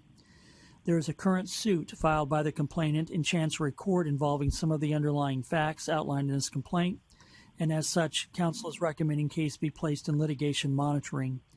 And this is status is in Davidson County Chancery Court. So the recommendation is that it would be in litigation monitoring until the court issues a ruling. Any comments or questions on this one? A couple of questions. Go ahead, Larry. I think there's a word on that next to the last paragraph where it says they met on a monthly basis to discuss finances and strategies for various businesses they owed together. I think that should be owned. Yes, agreed. And then this business about them filing K-1s on other businesses and talking about that the complainant alleges that the respondent formed companies for their business and drafted personal documents for them. I don't understand how that's relevant to this case. Is he trying to say that the fact that they owned other businesses meant that they owned this one too? I mean, that wouldn't hold water. I think it goes to the fact, not the fact, but it goes to the allegation and the contention by complainant that a duty was owed to them by a respondent. From my understanding, the complainant understood the respondent to have been their CPA and their attorney in a sense, and so a higher duty would be owed to them in respect to all of their dealings. And so here's where that's where I think that's relevant. So when we say the respondent notes that they are aware the complainant receives K-1s from their ownership of other businesses, is that what you're saying? Is I don't follow that line of reasoning. It doesn't really matter, I guess. It just seems like there's a lot of irrelevant information in here.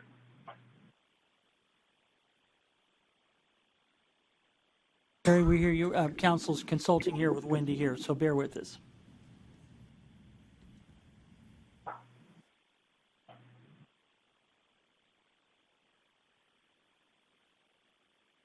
While they're talking, wouldn't it just be simpler to ask the owner who owned the company and let him tell us?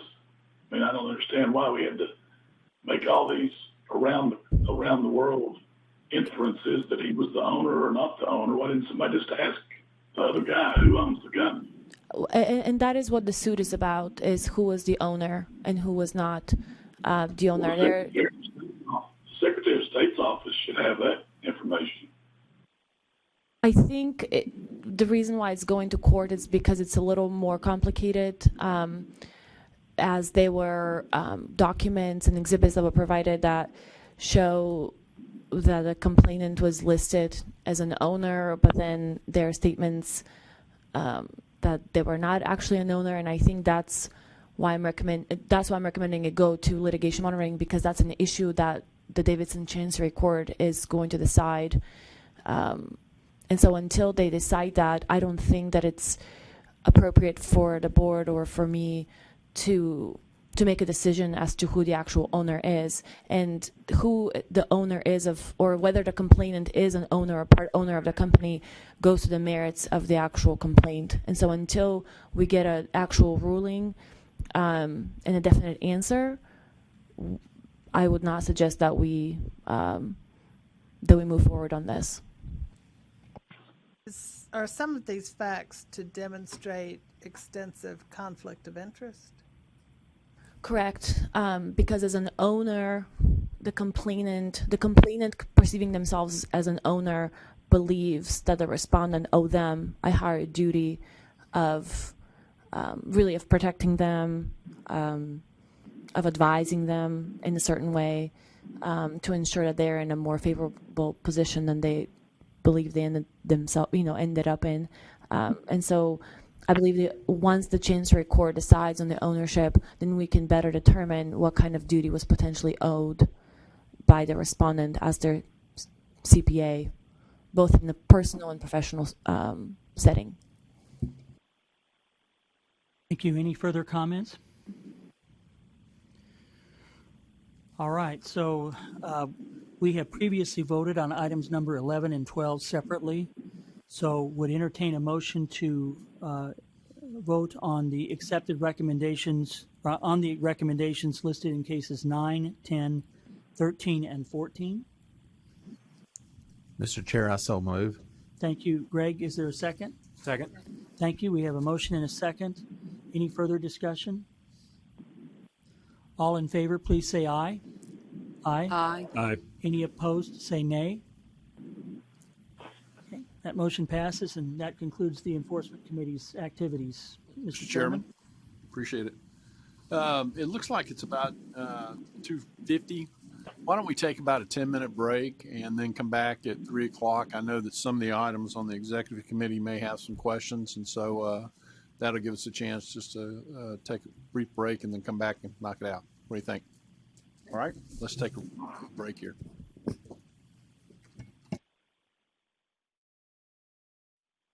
All right, everybody's back in. I'll just check to see if Janet and Larry, y'all still out there? I'm here. Okay, well, we're going to go ahead and get started with the executive committee.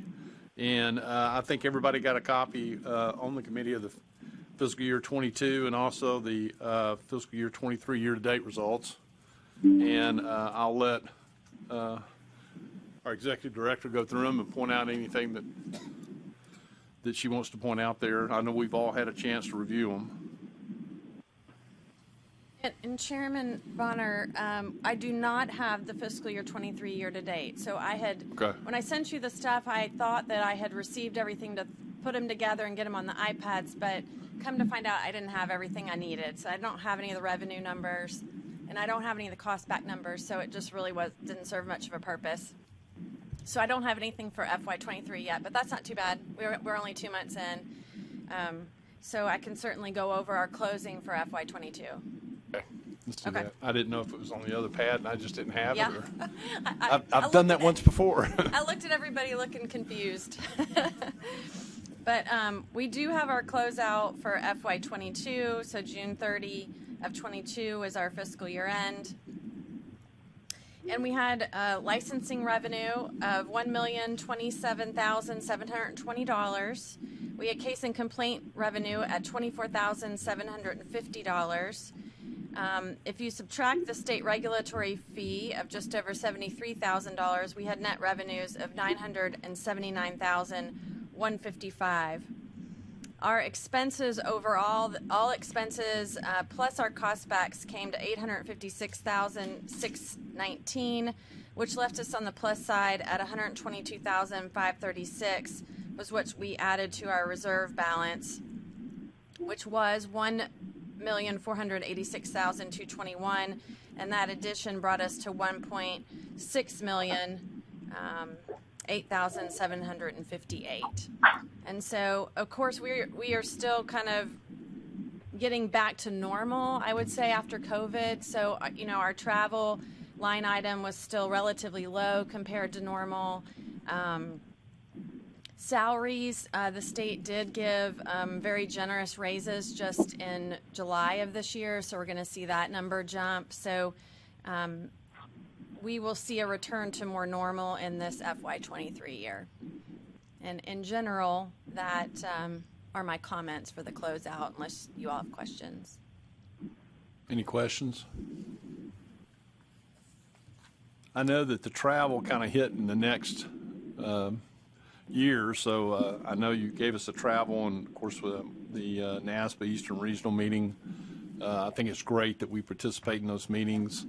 I think it's good for the state, and we have a lot of people who are very active on this board with our profession and what's going on and the changes that are occurring. And I would like to make a note that those changes are significant, that affect a lot of things that we do at this board. And so it's great to see that we're active and then we're going and we're learning about the changes that are occurring. And so I want to thank everybody who's involved in that. Also to our executive director, she continues to make the trips to the chapters, which I think is important across the state. And I appreciate you taking your time and be away from your family to do that. And so we appreciate that very much. Our next item is the fiscal year 24 proposed budget. I think everybody did get a copy of that in advance. I've got it in front of me. And is there any items that you'd like to go over there?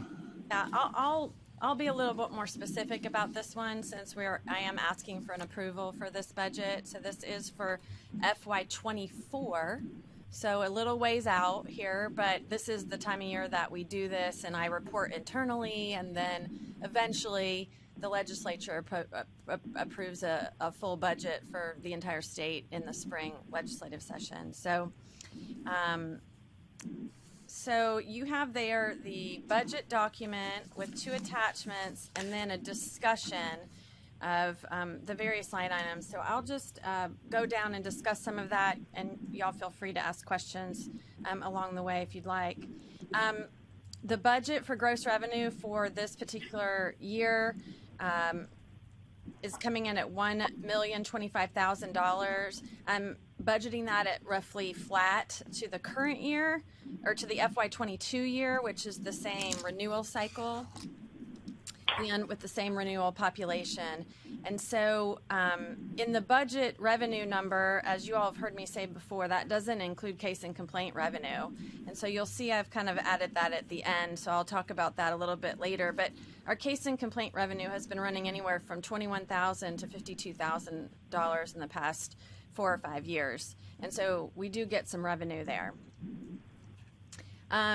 The state regulatory fee is an assessment that covers indirect costs associated with the Department of Commerce and Insurance, including HR, fiscal, and the Commissioner's Office. And that is a flat fee at $10 for each individual license that is renewed or set to active status. And there's a $5 fee for each active firm license, since those renew every year rather than every other year. And so that fee generally comes in at around $73,000, is inching upwards each year, which is good. It means we have more licenses. Now we move on to salaries. And as I mentioned, in July of this year, the state authorized, I think it was anywhere from 3.75 to 6% raises, depending on what your evaluation was in the previous cycle. So those are pretty good amount of additional monies devoted to salaries. So you see that number jumped up a little bit there. And so I also included a separate attachment for salaries. Attachment A shows you each of the individuals on staff, their salary, any longevity pay that we expect them to receive during that particular fiscal year, during FY24. I've also included another salary increase at some point, either prior or during that particular year. We do not know when those may or may not happen, but I've included that in there. And so we take our total salaries at $412,000 plus the amount we pay board members for attending board meetings at $4,000, and that gives you the salaries at $416,884. Then you'll see longevity there, which I've defined on the discussion sheet there, where if you were hired prior to June 30th, 15, and you have at least 3 years of service, you receive $100 for each year that you have served. So we have 3 individuals eligible for longevity pay, so that's included there. Employee benefits typically are computed at 37% of salaries and longevity, but we have been trending at 43%, and so I use that in the determination of our benefits there. So at 43%, that brings us at $181,840 for employee benefits. Travel, I also have a separate attachment for travel. And historically, the board has requested that we budget for up to 5 board members to attend NASBA's regional and annual meeting.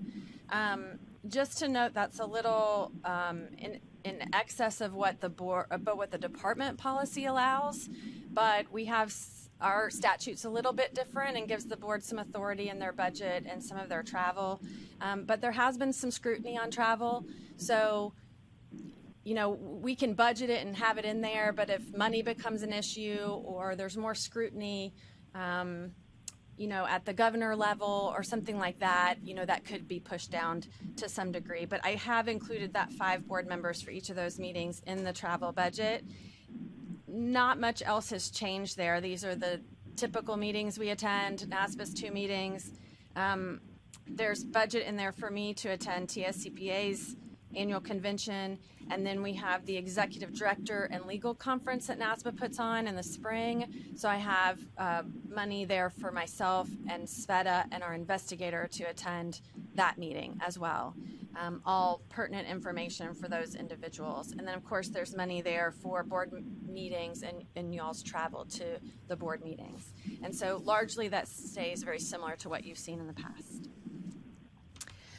Communications and shipping, that does our normal postage charges, renewal postcard, wall certificates, and any items that we have to send by certified mail. The wall certificates is, and of course our annual renewal are our largest expense there, but we expect that to stay relatively the same. Third-party professional and administrative services covers a variety of items, including shredding, expenses from any formal hearings we might have, collection agency services, NASBA dues, which run about $6,000 a year, credit card processing fees fall there, and if and when we have a peer review oversight committee, that would fall there as well, although I do not have that budget number does not include money for a PROC at this time, so we'd have to rethink that there. Supplies and furniture, with our remote work, there's just not a large expense there, but I do have that in as $2,000. Rentals and insurance covers car rentals for any further than 50 miles. If I travel across the state and need to rent a car, there's money there for that. Awards covers ordering of any recognition items that we might want to purchase as a board. Employee training, this is paid CPE for professional staff, as well as registration fees that are incurred for NASBA's meetings, so that's $695 per registration fee. So that's why that number looks a little high in employee training, because that's where that falls. And computer-related items, charges incurred for the purchase of any new computers or equipment. I did find out that, because most of the staff received new computers in the last fiscal year, but I did not see an expense for that, so I inquired. And apparently they bill that over a period of 5 years in accordance with the department contract, so it's negligible, and we don't see it very closely. So I lowered that number because of that reason, because we're just not seeing a huge expense there, and don't expect to. In state professional services, you've got rent in there, which should be going down. You'll see tomorrow in my director's report that we have moved again and reduced some space, so we should see some more savings on rent. A large part of state professional services is our IT support tickets, so anytime the IT group does work for our board, whether it be applications or anything we need on the technology side, then those are billed directly to us. Telephone, administrative judges for hearings, printing services, when we get the wall certificates printed, they come out of that line item. So I made some notes there. Again, that our IT support tickets are specific to our board, are billed directly to us rather than allocated through costbacks. I did turn in the state car. That was an over $5,000 expense, and it was really just sitting in Sherry's driveway because she had been doing mostly things via phone and Teams during COVID, and it really had not, she had found that to be ample within her investigations. And so as we bring on a new investigator, if we see a need, we can work towards getting a car again. But it's going to be difficult to spend $5,000 a year in travel in the investigator role. So we'll evaluate that as that goes forward. And again, rent should decrease a little bit with our recent move, although timing is a little bit unclear on that. Year-end costbacks, that is the number that's hard to budget for because it varies so much, as you can see over the past few years. But it's allocated overhead from the Division of Regulatory Boards, including administrative costs from the Assistant Commissioner's Office, legal costbacks, centralized complaints, and our Customer Service Center. You'll see over this last year that number is as low as we've seen it in many, many years. And I don't expect it will stay quite that low, so I've left in there some room for fluctuation with those costback numbers at $190,000. So the budget brings us with on the negative side at $19,874. Although you'll see at the bottom, I tried to highlight that we still would expect some case and complaint revenue, and I just highlighted our lowest amount, even if we only saw $20,000 in case and complaint. That would give us to a break-even budget. So I think that those are my comments. If there are any questions along the way, let me know. Any questions for Wendy? I would like the executive committee, if they would, just to comment. I really do believe that we need to travel and to be a part of the NASBA conferences that they have. It's up to the board with the authority to approve that. And just ask any board members too if you have any comments there. From a perspective that I see, some of the states actually bring every board member to NASBA meetings, and in the past we have not done that. But we do need to be well represented, and we have a lot of people who are on committees. And I think it's good to be active in NASBA, and the fact that we have the corporate headquarters right down the street from us here in Tennessee, which we did a great job of bringing them to Tennessee. And so I very much support them, and I know that others here do too. But just your thoughts in that area, because that's something I'd like the board to kind of look at and decide if that's what we want to continue to do. Mr. Chairman, Andy, I agree with you totally on that. I think it's money well spent, and I think if you ask any of the board members that have been to these NASBA meetings, that everybody comes away from that understanding a whole lot more of what the role of NASBA is and how it ties into our role. And you never come away from those meetings without learning a bunch about what's going on with the profession. And right now there's more going on than I can ever remember. And it's a good time to be involved. So I think it's money well spent. Mr. Chairman, I agree with Larry Elmore. It's been very helpful to me as a board member. I know I think we've had some meetings on evolution and certainly a lot of educational opportunities at the NASBA meeting to learn more about that. And I know I was thinking about the last meeting that several of us attended, and we talked about principal place of business, which is an issue that we have to deal with at some point. So those meetings, I think, are extremely beneficial. Comments? Chairman, I'd just add that right now we have 2 sitting board members on NASA's national board. in the form of you and Larry. And so we've been active in the leadership of that organization, and I'm hopeful it will be able to continue. All right. Well, thank you for your comments. If any other board of directors tomorrow or even now, if you have any other comments on that, please, provide them. I see that this is an action item that we need to vote on, so I would ask for a motion to approve the budget. So moved. In a second. Second. I would ask Karen if you'll call the roll call since we have one member in the sky. Sir. Andy Bonner. Aye. Larry Elmore. Aye. Greg Gilbert. Aye. Kevin Monroe. Aye. All right. Thank you.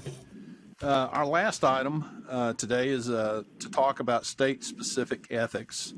I think that you will see that we have a review of the Tennessee State Ethics overview that we sent out.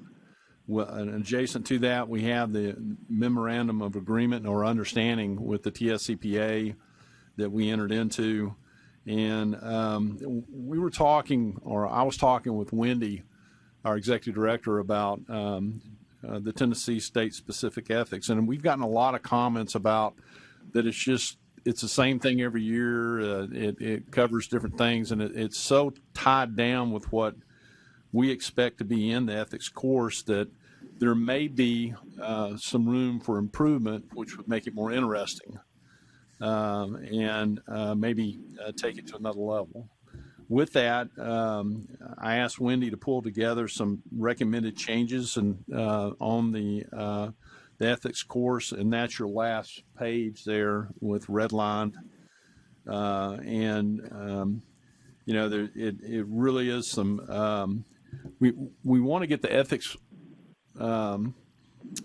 in detail and get the CPAs in the state of Tennessee thinking about ethics and what's right. And at the same time, we don't want to put them to sleep by just reading the cases that we do here every year. Because they're outside of Tennessee, there's some good examples of things that are going on that we may eventually see here in Tennessee. But there are some standard stuff that we've kind of marked through. The purpose of the board, some common things that they should already know from getting their CPA license. And so I would ask our executive director if she had any comments on the things and maybe expand the reasoning of why this was brought forth today. Thank you, Mr. And this is open for comment, and if y'all don't want to go this direction, that's fine. Just looking at ways to improve the course if we can. And as you'll note from some of the comments that I included, people are getting something out of the course, and generally the comments are good. We just tend to get, why do I have to do this every couple of years type thing every once in a while. So I met with Kara Fitzgerald at the TSCPA and Perry Moore, who was been the author this past year or two on the course, just to kind of brainstorm on things that we might be able to do to improve the course. And some of the thought process was potentially having not necessarily just me open up the course, but maybe we take 10 or 15 minutes and let a couple of board members say some things also that have gone on within the board in the past year, maybe cases that we've seen more often, or highlight some things that that you all think are important as far as ethics goes for our licensees to hear. And we might open the course like that so that we can highlight those very specific things we want to make sure people know, and then possibly take out some things that we have rehashed over and over and over again that really people don't necessarily mess up on, but that are considered more routine. So I tried to go through, and I worked a little bit with Perry on this, on things we kind of agreed might be nice to eliminate. And again, they were things where I felt like, for instance, what can an inactive licensee do? So when you move to an inactive status, we are very, very clear in there about the things that you can and can't do, and you have to sign off on those things. And so my thought was, if you're going to go to inactive status, then we're going to tell you exactly what you can and can't do and how you get back to active status. So if you're paying attention, you can't really mess up. So the same thing with a reactivation or reinstatement. Typically, people don't listen or care about those things until it applies to them. And so those specifics could be eliminated from the program because people will contact us anyway. Well, I need to reactivate my license. What do I need to do? And so we give them the information. And so if you're not in that situation, a lot of times you're not listening or caring about that in a course. So I did hear from, I think, a couple of you about, I had marked out the complaint process as a potential item to get rid of when I initially sent this to you, but I have added it back in because I had a couple of people say, well, they need to know about the complaint process and about how that works. So I added it back to the outline, but again, I'm open to comments, suggestions on anything. I don't know if anyone got a chance to watch the course that I sent you all the link in advance to watch the course and get some ideas there. We did really try. Sherry did a great job of compiling a bunch of cases that the board has worked on in the prior year, and she provides them to Perry so that he can embed those into the course so that folks hear what's actually going on at the board. I'll stop talking and y'all can share your thoughts.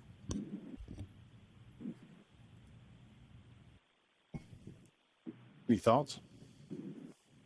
Just appreciate taking a good fresh look. It's been a few years now since we've entered into the memorandum of understanding with the society with respect to this course, and the kind of the condensation of the providers down to basically the society being the primary content owner. And so I just appreciate the effort to take a good look and an appraising look, and it looks like you've done that. So I appreciate that.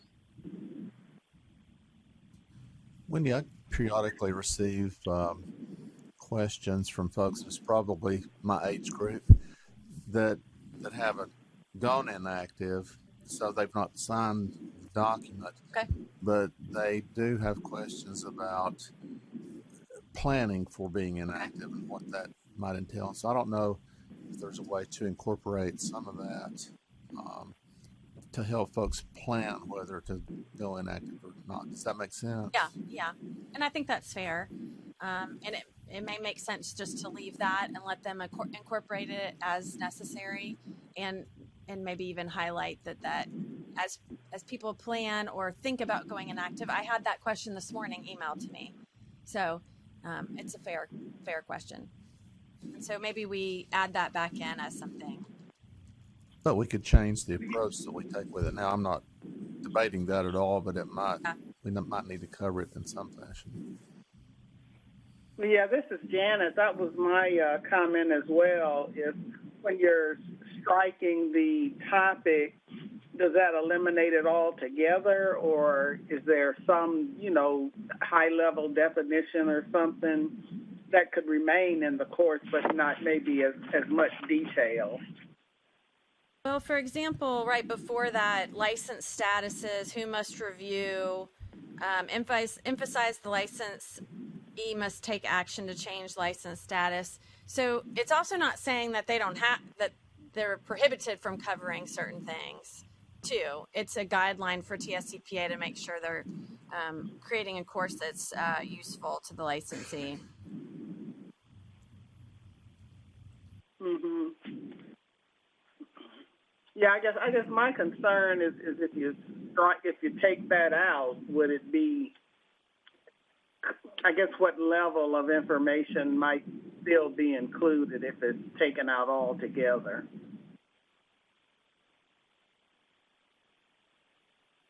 I will leave that bullet in there just to make sure it's covered.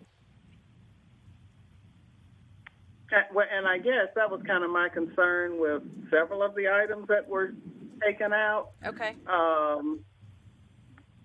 Would those topics be covered at all?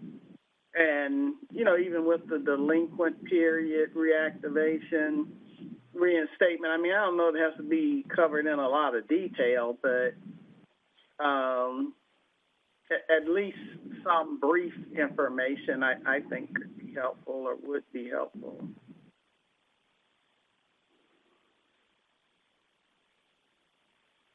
I guess, from my viewpoint, if I'm going to ask a question there, the first thing I'm going to do is I'm going to go to the website because I'm not going to pick up the phone and call. And I think our website really does a good job of answering that. And so it seemed to me like it was just a duplication of effort. If it's on the website, then to go in the course and have to sit down and somebody's reading it back to you, that's not what I want to spend my time doing in professional ethics. And I think we have a generation of people who are more in tune to doing that instead of picking up the phone and call. And so to me, it seemed logical. Hey, if it's on the website, then and it's in pretty good detail, then maybe that's something that we should that we probably could mark through, but it doesn't prevent that information from being presented if the presenter wanted to do that, if the course writer wanted to do that. Well, I mean, and maybe that would be a way to do it to, in the course, refer to the website for more information in case it doesn't occur to somebody to just go to the website and look. Maybe young people might, maybe it might not occur to me to go look. But then I'm not in that young people category, I guess. Janet, I think you watched the course. I did watch the course, and yeah, I did, yeah. So what are your thoughts of it? Well, and I've seen Perry Moore do that course in person, and it's been some years since I saw him do it in person, but I like him in person a lot better than I like the course online. He just seemed much more interactive, and going through all those cases, that seemed kind of boring.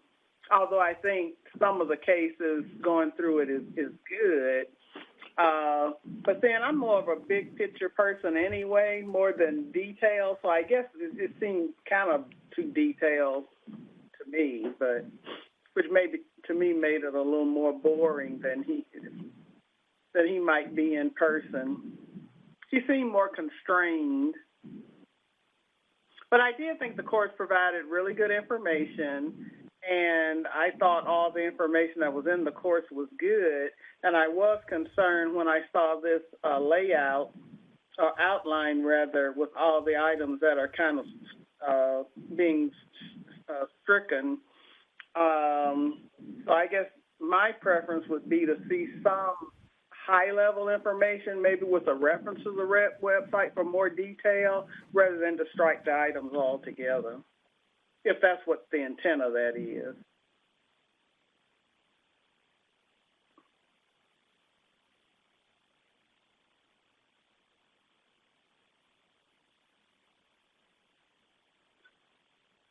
I can certainly, go back if the board needs to approve an outline that we send over.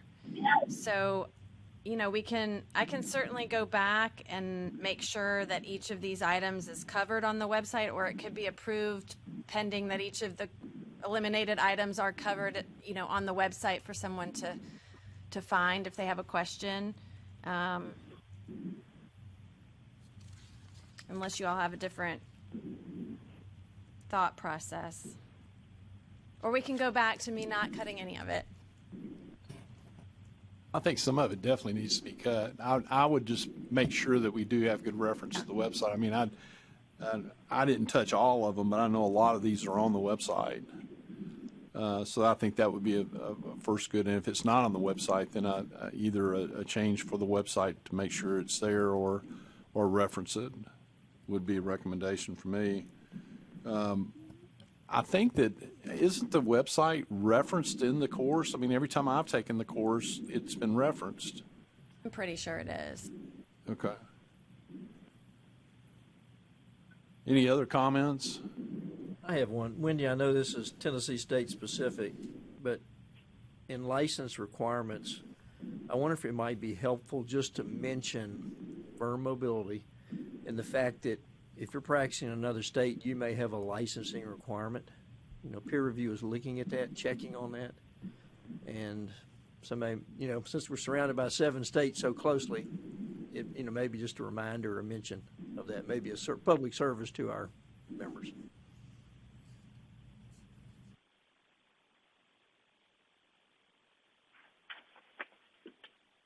Okay.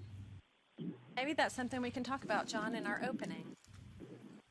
In the opening 10 or 15 minutes where we do some video with some of the board members, just kind of highlight things like that your firm encounters because of where you're located and those types of things. Good things that we could add to that too. So just in summary, what changes do you have that we're going to make from this list? So I'm suggesting that we'll add back in the inactive license information. And then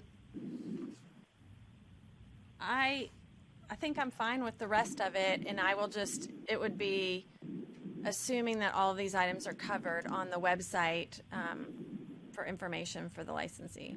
Okay. This is an action item that will have to be handled with the executive committee, and so I ask if there's with those changes, is there a motion?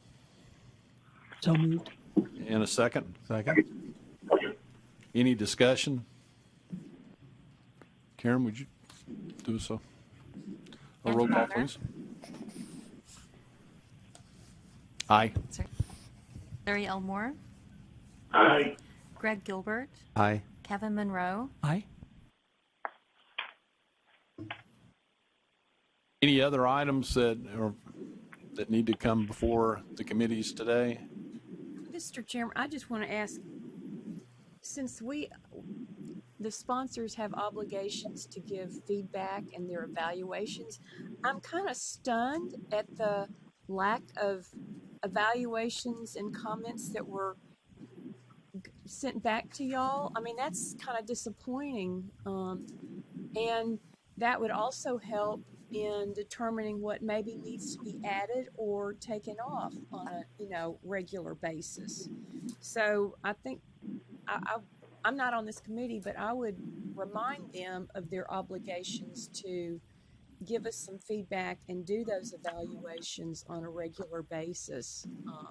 We do, Gay. Like, I think Leon sent something out maybe 1st of September, mid-September, reminding them, because we had gotten almost nothing, and reminding them of their duty.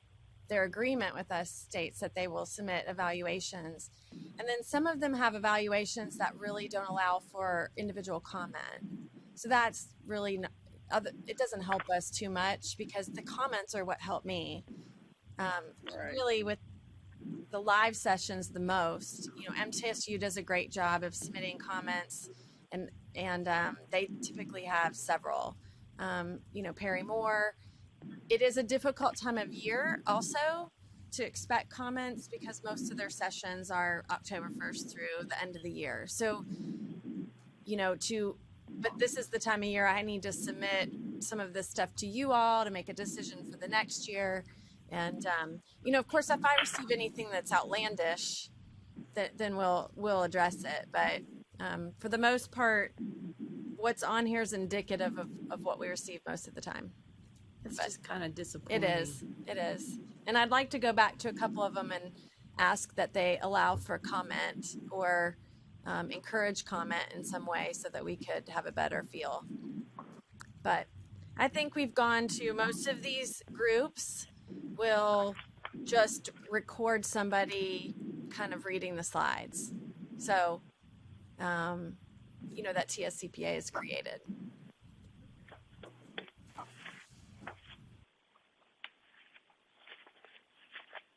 All right. Any further items? I just want to thank our staff who are always just so gracious and on top of it and getting things out to us and always open to listening to any comments that we have and appreciate the board members for all that they do, because I know that sometimes it takes up some time to be involved with NASBA and to keep track of what's changing here in the state with the board. And so I just appreciate everything that y'all do. And with that, do I have a motion to adjourn to today? Moved. In a second. Second. All those in favor? Aye. Okay. Aye. We will see you in the morning. And safe travels, Larry. Thank you.